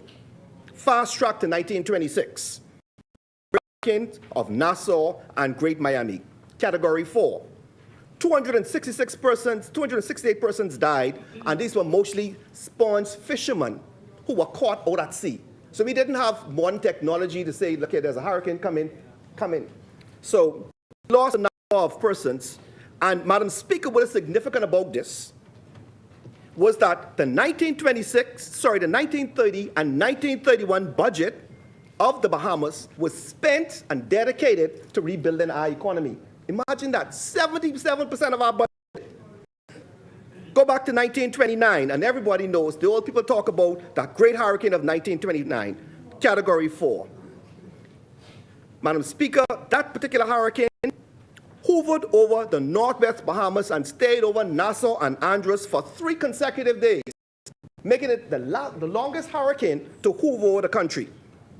At the end of the day, 142 persons died, mostly again, sponge fishermen caught out at sea. 1932, the Great Abaco Hurricane. Category 5 devastated mainland Abaco, in which case a number of persons or settlements had to be relocated. 18 persons died. Hurricane Betsy. The old people, Madam Speaker, still speak about this hurricane this very day. Hurricane Andrew, Category 5. Floyd, Jane, Francis, Wilma, all of these hurricanes, Madam Speaker. Irene, Sandy, Joaquin. Those were Category 3 hurricanes that we experienced between 2004 and 2005. Fast track to 2016, Hurricane Matthew, which struck the capital. Massive damage, massive destruction in New Providence. As a matter of fact, they went on to Haiti to destroy most of their infrastructure, which today still is not repaired.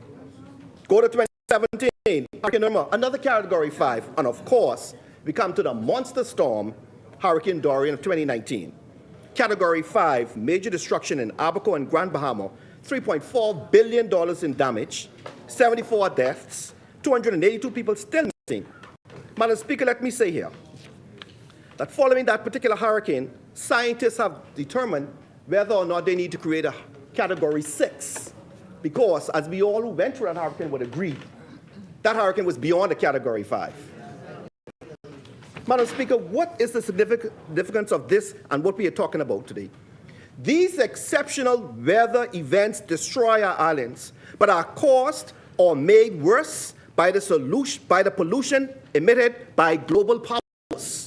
The principle of loss and damage is that countries that pollute should provide funding to provide compensation for the adverse impacts of climate change. Madam Speaker, I can remember when the Honorable Prime Minister first discussed this issue over a decade ago. I was honestly very skeptical that countries would agree to provide monies to the fund. This skepticism was shared in many quarters as world leaders argued over who would fund it. It appeared like it would go nowhere. In September 2014, the Honorable Prime Minister, then Deputy Prime Minister, addressed the United Nations Third International Conference on Small Island SIDS.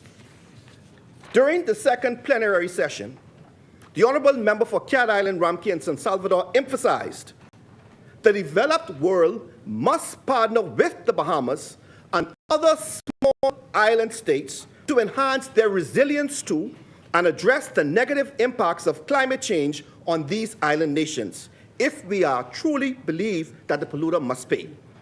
Madam Speaker, the Prime Minister's advocacy on world stages for climate justice spans over a decade, and he is justifiably passionate about it. Indeed, earlier this year, following the United Nations Climate Summit, the New York Times described our Prime Minister as one of the most impassioned speakers among the more than 100 heads of state in attendance. Yes. Madam Speaker, global problems require global solutions.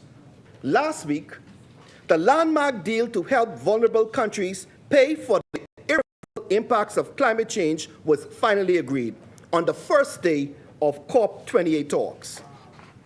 The host country, UAE and Germany, both pledged $100 million to the Loss and Damage Startup Fund, which will aim to keep up the rising costs caused by extreme weather and slow onset disasters such as high sea level rise, ocean acidification, and melting glaciers. The initial fund is close to $429 million, Madam Speaker.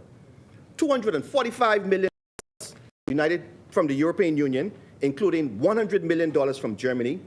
There is also £60 million from the United Kingdom, $24 million from the United States, and $10 million from Japan. Madam Speaker, we know the cost to address the impacts of climate change is far beyond the funds presently pledged. Much more is needed.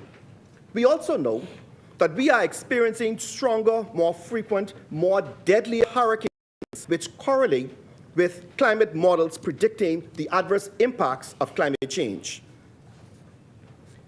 Madam Speaker, the work of the Honorable Prime Minister is borne out in the 2020 Central Bank report. In 2020, Madam Speaker, the 2020 Central Bank report.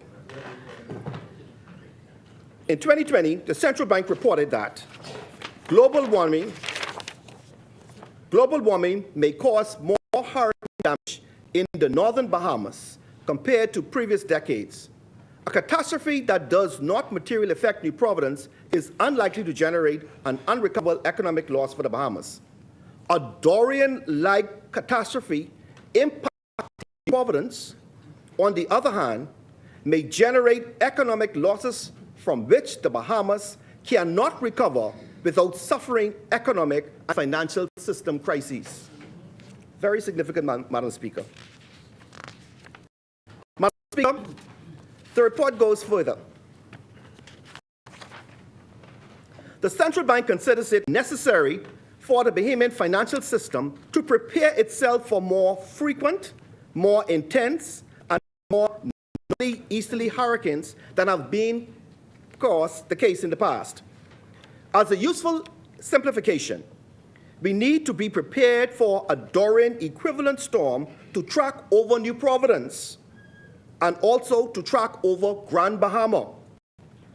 Such a storm, which would impact over 85% of the Bahamian population and essentially all of the nation's financial systems. As a rough estimate, Madam Speaker, such a storm could cause damage on the order of 100% Bahamian GDP. This damage level, Madam Speaker, is more than sufficient to create challenges for Bahamian financial stability. That is in the central bank report, Madam Speaker, and I will table that afterwards. Madam Speaker, the establishment and initial pledges to the Damage and Loss Fund represents tremendous progress. However, when we consider that the losses from Dorian were more than $3 billion in damages, or 25 to 30% of Bahamian GDP, it is clear that much more funding is needed. On behalf of the people of Carmichael and Bahamians everywhere, I therefore congratulate the Honorable Prime Minister and his team for their hard work in advocating and pressing world leaders to agree on this essential to support countries such as the Bahamas as we fight the impacts of climate change on our people and our country. This has been a very long fight for the Honorable Prime Minister. And I tell the Bahamian people, continue to pray for him.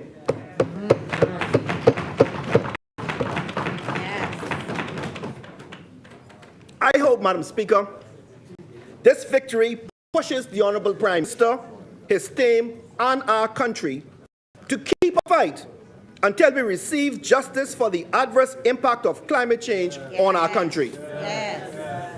Madam Speaker, I now turn to the Financial Services Compendium. A well-regulated financial services sector, and frankly, a well-regulated economy requires an entity to investigate and address fraud, suspicious transactions, criminal conduct, and other actions. The Financial Intelligence Unit Bill 2023, Madam Speaker, is a bill designed to modernize the FIU to ensure that it can carry out its mandate in line with best practices. The bill contains a structure. A director serves as the CEO. The director will be assisted by a deputy director. The bill clarifies the position of police officers who are assigned to the FIU. It makes provisions for the FIU to obtain disclosures and information and expand, which have been expanded to include the Anti-Terrorism Act, which is very fundamental, Madam Speaker. It extends national and international bodies with whom the director can enter agreements. Persons whose accounts have been can continue to have their right or freezing orders discharged by our Supreme Court. Enforcement powers have been increased, and financial institutions can be served compliance notices requiring them to abide by the requirements of the Act or face penalties. Madam Speaker, the FIU is critical in regulating our financial services sector. This bill, therefore, represents a significant improvement to the existing legislation by updating its provisions to support the work of the FIU. The sector's growth requires that we continue to provide the products and services to make the Bahamas a destination of choice for financial services. Madam Speaker, the government understands this, and the Exempted Limited Partnership Amendment Bill No. 2, 2023, International Business Companies Amendment Bill No. 2, 2023, and the Investment Condominium Amendment Bill 2023 are being passed for this very purpose, to make the Bahamas a more attractive designation for financial services. Madam Speaker, Our offshore financial services sector continues to be an important industry for Bahamians, providing thousands of quality jobs across numerous professions. For decades, the industry was a remarkable success story as our small country became a leading financial sector, holding its own with larger, more established markets. This success, Madam Speaker, was instrumental in supporting the advancement of countless Bahamian families who competed with their counterparts worldwide and held their own. Our financial services sector showed Bahamians we could compete on the world stage and excel.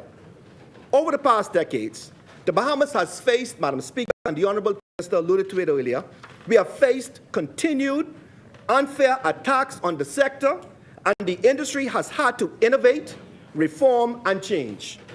Today's compendium simultaneously addresses innovation and regulation.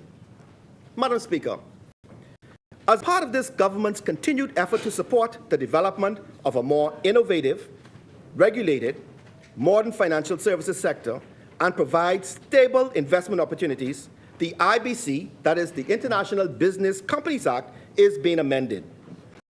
The International Business Companies Act is a legislation which governs business companies registered under the Act.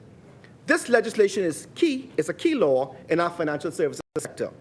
Today, we are moving an amendment to improve the competitiveness of our international companies registered under the Act by introducing key amendments to create additional opportunities for companies to structure their affairs more dynamically. Under this bill, IBCs will be allowed to demerger, that is, meaning a corporate structure business operations are segregated into one or more components. Shareholders of Bahamian IBCs will have additional opportunities to create a more diversified investment portfolio through restricting their shareholding in the structures and with distinct operations and financial prospects. Additionally, the International Business Companies Act will allow investment condominiums registered under the Investment Condominium Act to be converted to an international business company or exempted limited liability partnership incorporated under the Exempted Limited Partnership Act. Madam Speaker, with multiple jurisdictions fighting to attract offshore financial services companies to their jurisdiction, we must constantly innovate and revamp our laws to ensure that the jurisdiction remains on the cutting edge. Madam Speaker, ordinarily, and this is important, Madam Speaker, ordinarily, this would be enough to ensure that the sector continue to grow and advance. But these are no ordinary times. Indeed, our growth and advancement appear to trigger adverse listings, blacklistings. Let me repeat that, Madam Speaker. Our growth, Madam Speaker, and advancement appears to trigger adverse listings. Before we begin office, Madam Speaker, this PLP administration promised to leverage niches and avoid industry disruption, including adverse listings. We pledge to take immediate steps to clear all pending matters to be removed from the blacklist with future monitoring. We committed to equipping and engaging embassies to proactively mitigate against adverse listings. This is key, Madam Speaker, as this Progressive Liberal Party believes in the sovereign right of this country to provide a well-regulated financial sector. In this regard, Madam Speaker, I now turn to the Commercial Entities Substance Requirements Amendment Bill 2023, the Register of Beneficial Owner Amendment Bill 2023, and the Commercial Entities Substance Requirement Bill regulations, which are the most recent legislation being enacted in response to these adverse listings, this blacklisting. Madam Speaker, the financial services sector is just one component of our economy, and this Davis-led administration is committed to growing the economy. This work is not easy, but it is now showing positive signs of growth. This growth can be measured by the decreasing number of Bahamians who are unemployed, a trend we hope continues. This growth can be measured by the significant year-to-year increases in the gross domestic product, meaning not only are our businesses open, but they are doing very well. In November, Madam Speaker, the Bahamas National Statistical Institute advised that the quarterly GDP trends for the Bahamian economy outperformed pre-pandemic levels. Let me repeat that. The Bahamas National Statistical Institute advised that the quarterly GDP trends for the Bahamian economy outperformed pre-pandemic levels. It means, Madam Speaker, in essence, that we are on the right track. These combined gains for the first half of 2023 reveal a growth in the Bahamian economy which surpasses that of the same period in 2019. The report indicated that most industries showed an increase when compared to the first half of 2022. Financial insurance services was listed at the top of the 5 industries with an increase of some 10%. While no doubt members opposite may seek to paint a picture of doom and gloom, we are making true progress, hard-fought progress nonetheless. Yeah. Madam Speaker, earlier this week, the Nassau Guardian editorial outlined many of the salient parts of the report, and in particular, their view on the financial services sector notes the financial and insurance services, real estate, and utility sectors each contributed significantly to this growth. Notably, the 10% uptick in financial and insurance services, adding $53 million, underscores the growing confidence in the country's financial landscape. This is coming from the editor now of the Nassau Guardian, and then you'll tell who she is. Madam Speaker, there is much reason for confidence as the government approaches these issues with adverse listings on 2 fronts. First, by enacting the reforms required to remove the jurisdiction from the blacklist, and secondly, by calling for the G77 countries to support the movement for the United Nations to serve as a more inclusive and effective body for international tax cooperation administration. Madam Speaker, this issue of blacklisting is a vexing one, as this Parliament has passed law after law, regulation after regulation, amendment after amendment, with the promise of removal from the blacklist. And this is something, Madam Speaker, I would ask the opposition and members on this side to agree. Because blacklisting is not about them and us, it is about us and them out there. We have to get this thing right. We argue that if the PLP or FNM passed more laws, more amendments, more regulations, at what speed, however, at its core, it really doesn't matter. In my view, the objective is not one of regulation, but it is one of competition. And I repeat that. In my view, when it comes to the Bahamas, the objective is not one of regulation, but it's one of competition. That's why they want to keep, as the Prime Minister say, keep their knee on us. Madam Speaker, and I would show you this. That's right. When we look at the countries comprising the OECD, one would quickly note the presence of competing offshore centers. Some have argued that the principle is do as I say, not as I do. Today, as Bahamian businesses find it a daunting task to open a bank account in the Bahamas, we read stories of customers in OECD countries arriving at banks, £600,000 in cash in garbage bags, overflowing the branches' floor-to-ceiling safes. From the same countries who blacklist the Bahamas, imagine that. Let me read one of the articles. This is an article, Madam Speaker. NatWest fined £265 million for failing to stop drug gangs laundering bin bags stuffed with cash through branches. It says, prosecutors at London's Southwark Crown Court that bags of cash were taken to 50 branches between 2012 and 2016 and deposited into accounts linked to Bradford-based jeweler Fowler Oldfield.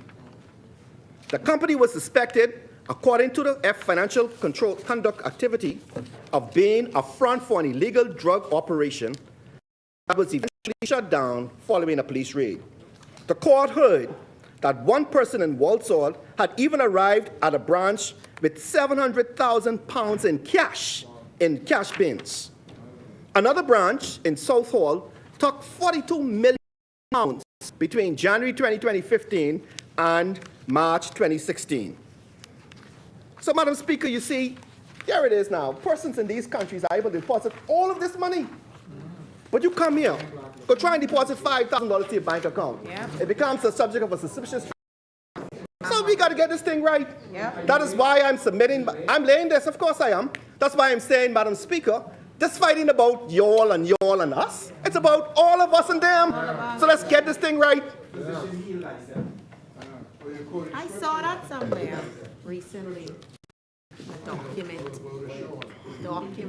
Madam Speaker, Madam Speaker, whatever issues our financial services sector may have, I am satisfied that we are far more regulated and monitored than the very same countries who claim we are uncooperative or slow at enacting the newest, latest, most recent change and rechange to the regulations which they themselves do not appear to universally abide by. Madam Speaker, it is very difficult to support increasing the complexity of opening and managing bank facilities in the Bahamas. It is far easier to open an account in an OECD than the Bahamas. This is simply unfair, unjust, and wrong. Unfortunately, blacklisting have consequences, and it now creates a material risk to our insurance sector, which we cannot allow to happen. We therefore adopt a dual position. We enact the required reforms and advocate for a more equitable system. Madam Speaker, our financial services industry remains a key industry in our country, and this government is resolute in its commitment to ensuring that we move from surviving to thriving. Never mind. I can be here today. They gave us a baby in a wheelchair. That's what he said, in a wheelchair. While this seems, Madam Speaker, like an impossible task, what cannot be doubted is the incredible pool of talented financial services professionals who have built this industry over the past decades. It is our people and their talents, their skills, their innovations, which will ensure that this vital industry grows and thrives. It is in that context, Madam Speaker, that Carmichael unequivocally, unwaveringly support the passage of these bills. May God continue to bless this great Commonwealth of the Bahamas. Yeah.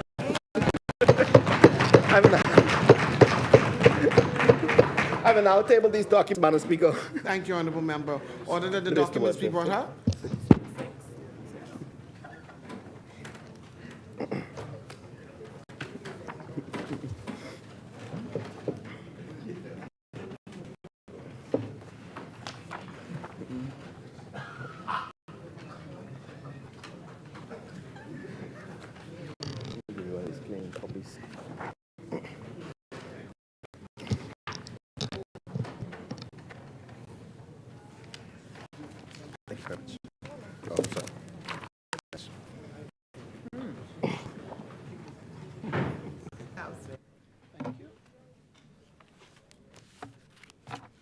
Order that the documents do lie on the table.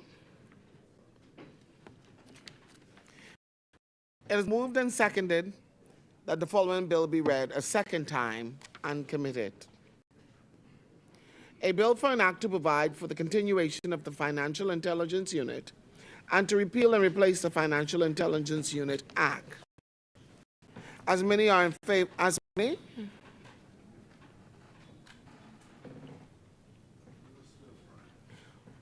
The chair recognizes the honourable member for East Grand Bahama. Thank you very much, Madam Speaker. Madam Speaker, before I get into my presentation, I do want to congratulate the newest member for West Grand Bahama and Bimini.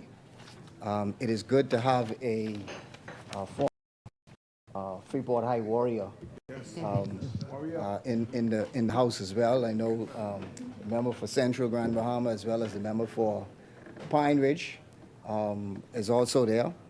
Madam Speaker, I believe it was Arthur Folks who said something that stuck with me, and I don't think I will ever forget, where he said that the profession of being a politician is one of the noblest professions there is.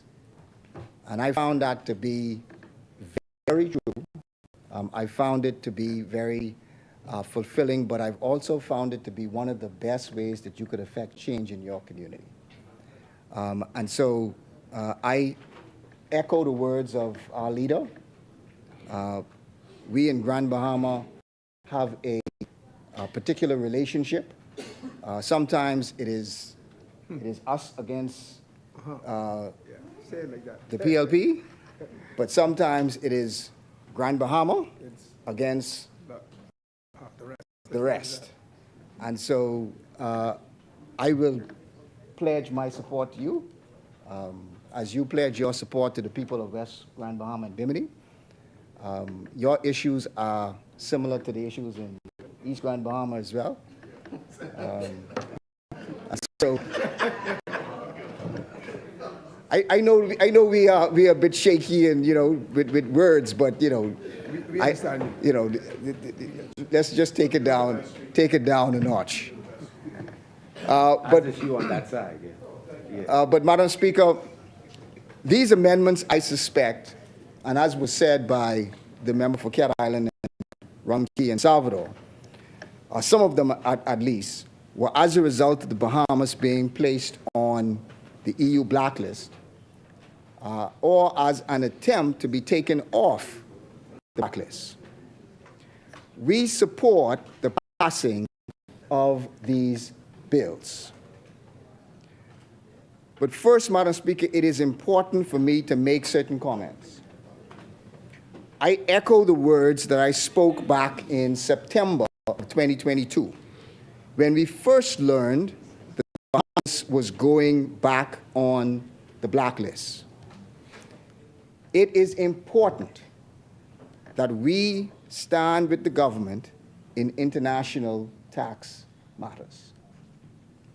I said then, and I will say now, the opposition stands in support of the Prime Minister's recent statement at the United Nations General Assembly condemning these punitive blacklistings, which unfairly harm our reputation in the international community. We agree with the Prime Minister that these actions seem to be unfairly targeted towards former colonized and vulnerable small island states. I continue to stand by those remarks made at the time. We continue to stand with the government internationally on these matters. We dealt with the same tactics and what seemed to be jumping through hoops of international and public pressure to make changes. This did not seem to be a dialogue between independent sovereign nations, which should be a dialogue between independent sovereign nations. However, it seemed to be one side dictating to the other on what would satisfy them. Madam Speaker, I also support the UN resolution recently agreed for the UN to take a more active role in international tax matters, as was spoken by Rumkey and San Salvador. This has been talked about for some time and was originally proposed by the African states back in 2019. The African UN group issued a compelling call for the adoption of the United Nations Tax Convention to address the pressing challenges of illicit financial flows and foster equitable taxation of multinational corporations. This was followed in 2022 a UN resolution decided to begin intergovernmental discussions at the UN headquarters to strengthen intergovernmental tax cooperation. This included the possibility of developing an international taxation cooperation framework or agreement developed and agreed upon in an intergovernmental UN process. Thus, in September of this year, the UN Secretary General released its own report and recommendations on its involvement and the way forward. And that takes us to November past.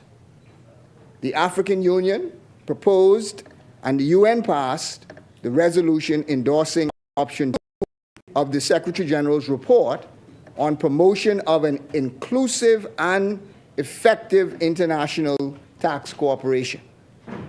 Madam Speaker, this is why I think this resolution is so important. It provides a forward-thinking framework to deal with the pressing challenges of global taxation by advocating for an inclusive global tax body, emphasizing fairness towards developing countries, and seeking to bridge the gap in wealth distribution. The OECD is made up of 38 of the world's wealthiest nations, and one could argue it is not inclusive and biased against developing nations like the Bahamas. Madam Speaker, but what happens now? Are we expected to believe that the UN will now come to our immediate rescue? Well, Madam Speaker, this is a process, and it could be some time before you determine where you actually land on this and whether this will have an impact on the Bahamas. We essentially pass option 2 of their report. The second option, the UN Secretary General report, proposed a framework convention. It sets out an overall objective, principles, guidelines for member countries to follow while leaving the specific details of implementation to be determined through protocols or agreements. So what they did was they appointed a committee that will report on the framework next year, August 2024. It also remains to be seen actually the OECD framework, which is more relevant to the Bahamas today, and how this action will affect the Bahamas being blacklisted or being removed from the blacklist. It does, though, provide a voice for developing countries to be heard, which is a very important change in the international global tax policy. The Bahamas is a well-regulated and experienced jurisdiction. We have a considerable amount of talent and expertise in this area. Most people do business in the Bahamas because we are well-regulated. But, Madam Speaker, taking all that I've said into consideration, we raised important questions that have not yet been answered at the time we were placed on the in 2022. Why did the government disengage its lead advisor in this very technical area in December of 2021? This was also a critical time of assessment. This was exactly the time that the government was responding to the EU, and I believe his disengagement was a mistake. Why did the government dismantle the special tax unit at the Ministry of Finance set up under the last administration, precisely to monitor and handle these technical issues? Madam Speaker, I worked with the previous head, and I can say that he was a globally recognized expert in financial services regulation. and taxation policy, and respected by both the OECD and the EU and other jurisdictions. For his expertise, he was extremely talented and experienced in his field. He spoke French, Portuguese, and sat on a number of boards that established the rules. Who is responsible for these matters now? The former administration approved enhancements to the economic system prior to the 2021 election, which this current administration was advised by the technical advisor to follow through with to ensure that the Bahamas received a favorable rating by the international tax standard setters. Why did the government not proceed sooner than it did with the former administration's planned policies? Madam Speaker, the F&M administration had meetings with the now Attorney General as well as with key members of the then opposition, including Prime Minister and Deputy Prime Minister, to keep the then opposition appraised of developments about the EU listing process and the Bahamas' implementation strategy.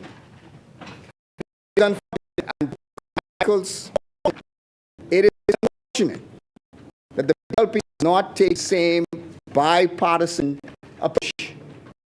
I say again, these matters should be dealt with on a bipartisan basis, and we should have consultations together on these issues. It is one thing to stand up and that, it is another thing for us to actually have and meet in a bipartisan basis.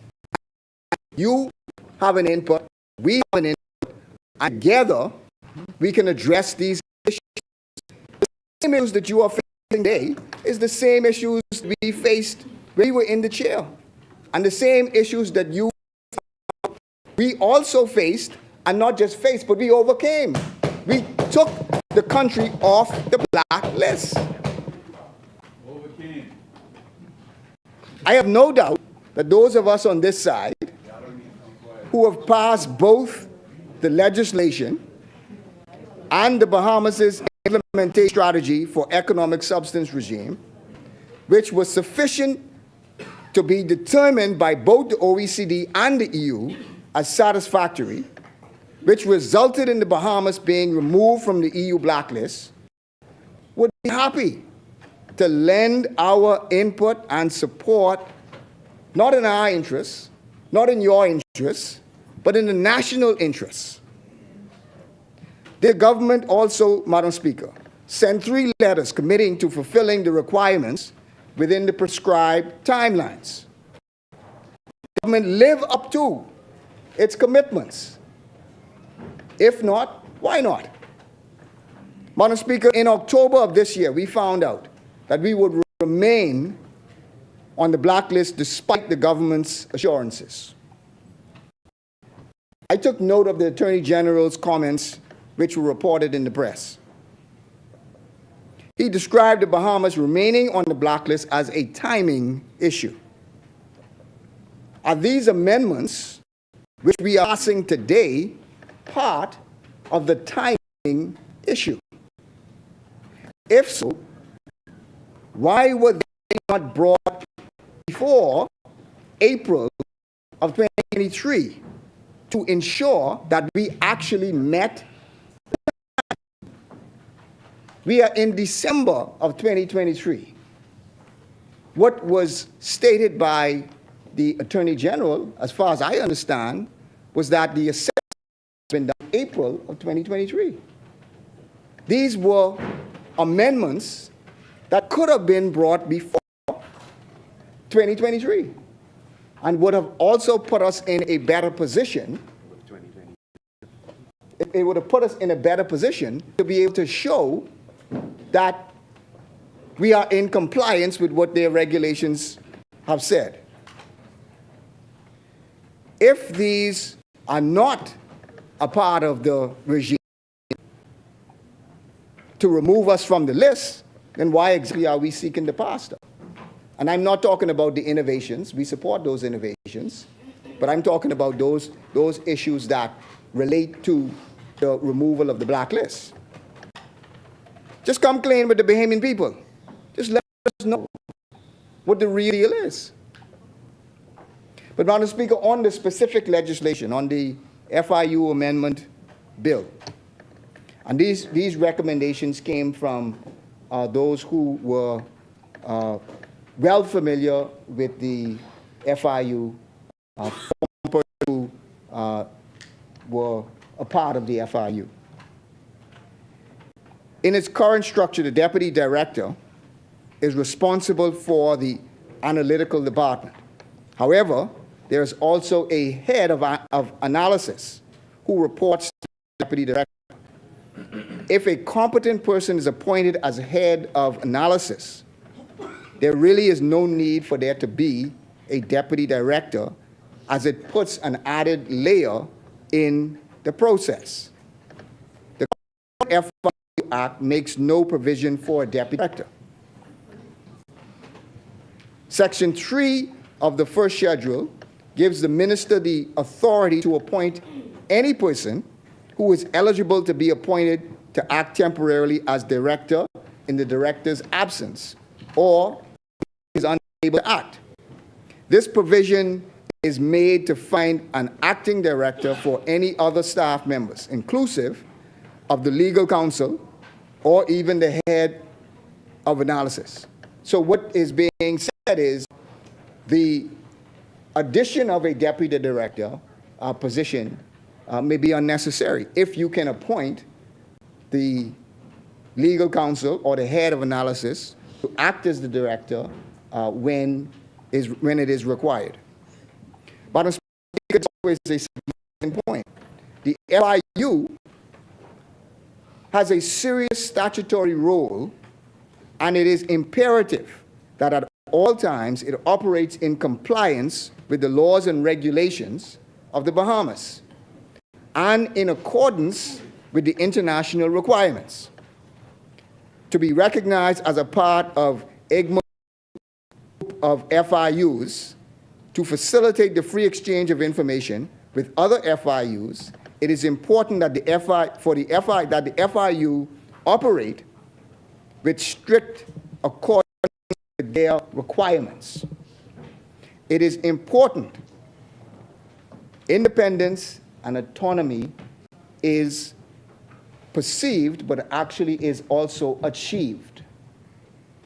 So while we are making these recommendations, we should also be looking at how we make the FIU independent and how do we make it completely autonomous. The FIU bill gives significant authority to the director and the minister.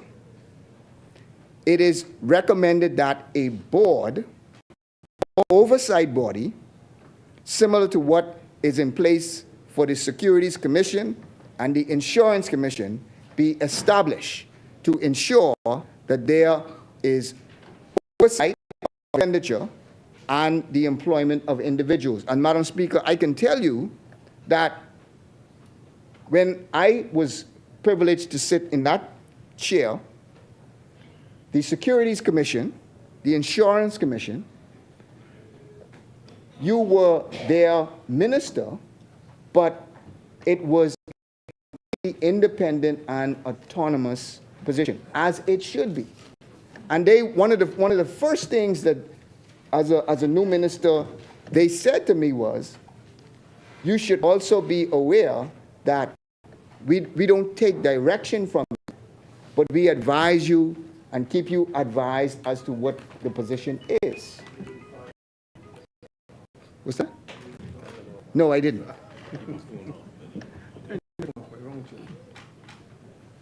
But, Madam Speaker, I finally raised an issue that I raised over and over and over and over again. This relates to the international credibility on fiscal matters. If we want the international community to believe what we say, then we must fulfill our word. And the same way that we are in international stages and we are advocating for these things, we must also ensure that the things that we say, that we actually fulfill those things that we say. Because it is in that credibility that adds to what you are saying when you are on the international stage. If you don't have any credibility, then when you speak on the international stage, you won't have any credibility. A member of the former, or a former member of the Fiscal Responsibility Council, and yes, Madam Speaker, it is about the Fiscal Responsibility Council, has been quoted saying, and I quote them when they say, the Bahamas risk being condemned for failing to sustain a key watchdog with most Fiscal Responsibility Council matters. We risk being condemned. Now, this is the same member, and he and I disagree at times. This is the same member who is in the paper today, criticizing both of us. So I say that as well. That it's not as though he speaks for us and just condemns the PLP, and it's not as though he speaks for them and just condemns us. He is an equal. He speaks equally about both sides. But he also says that there has been no movement since he revealed this in the paper at the end of August 2023, that its work and composition were in limbo or on hold following the enactment of the new public finance. We made mention of this, Madam Speaker, when the Public Finance Management Act was passed, that they were not functioning. We brought this to the government's attention again during the budget exercise. Every month.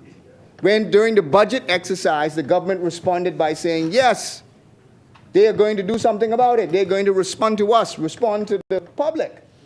But they have still not yet responded to the public and still have not yet responded to us. And Madam Speaker, it is to the point that where you used to believe that it was an oversight, it was a mistake. People may not just have been paying attention. But, Madam Speaker, it is beginning to look as though it is deliberate.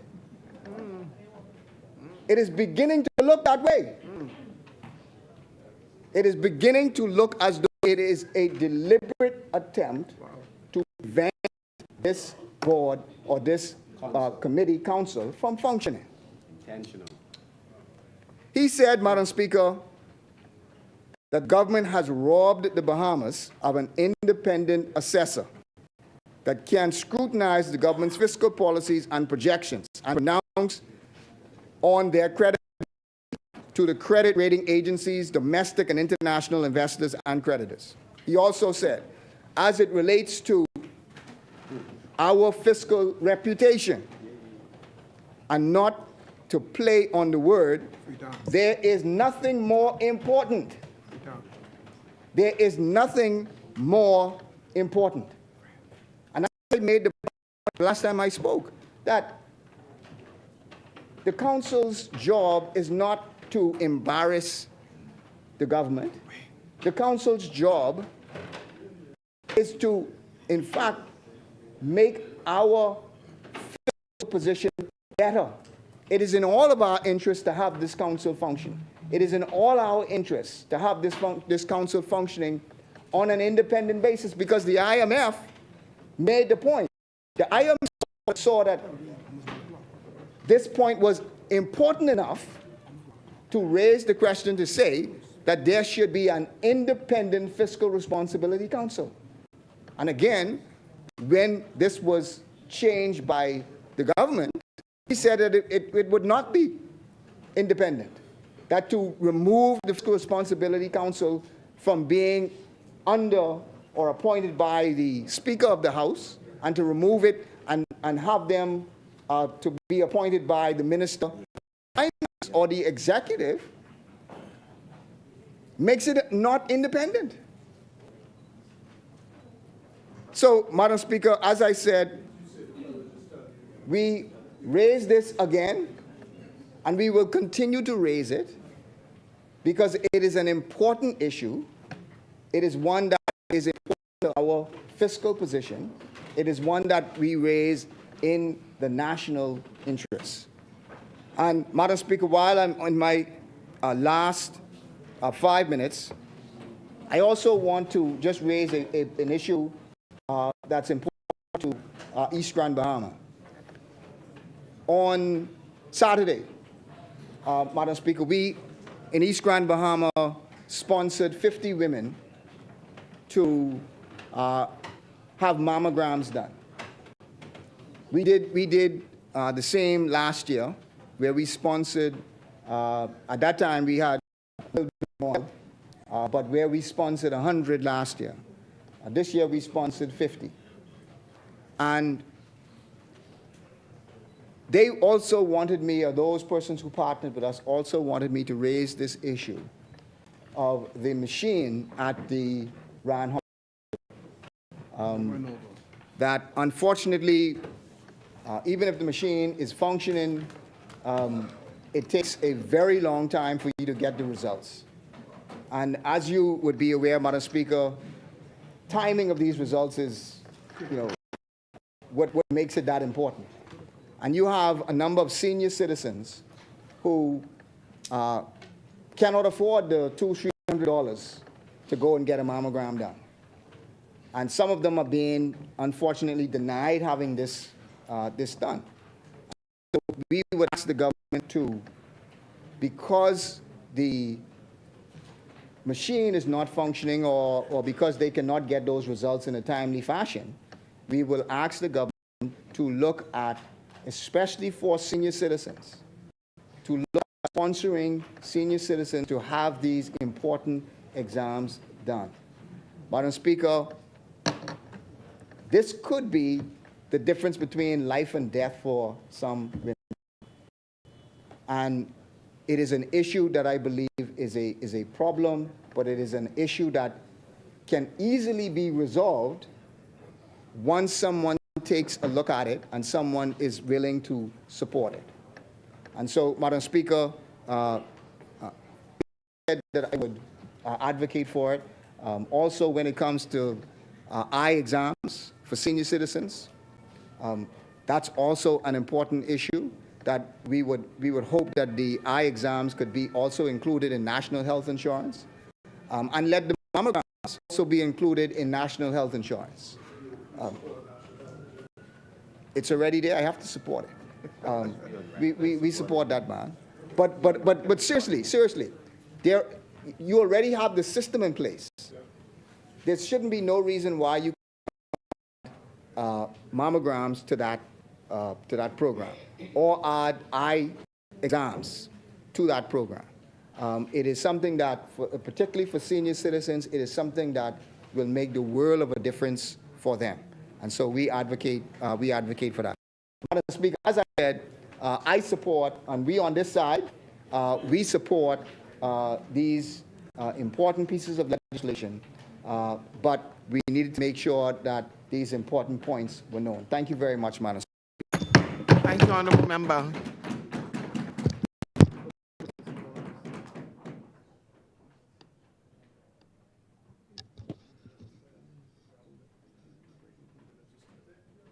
Okay, Asmini, who will take the floor after the lunch break? I'm supposed to fill in for. Oh, you want to start after that? I wasn't planning on getting back, but sure, I'll stop, yeah. I'll just take one. Not now, though. Not suspending. I know, but she's Honourable members. she's recognizing. Yeah. I'll think of something. This is the time to suspend. You moved up and suspended 3 minutes. Thank you, Honourable Member. Is there a seconder? Second. Thank you, Honourable Member. It's been moved and seconded that the business of this House suspended until 3 p.m. As many are in favor, will remain seated. Those opposed will stand. The motion is agreed The business of this House stands suspended until 3 p.m. When we return, the Honorable Member for Foxville will take the floor. All rise! Yes, sir.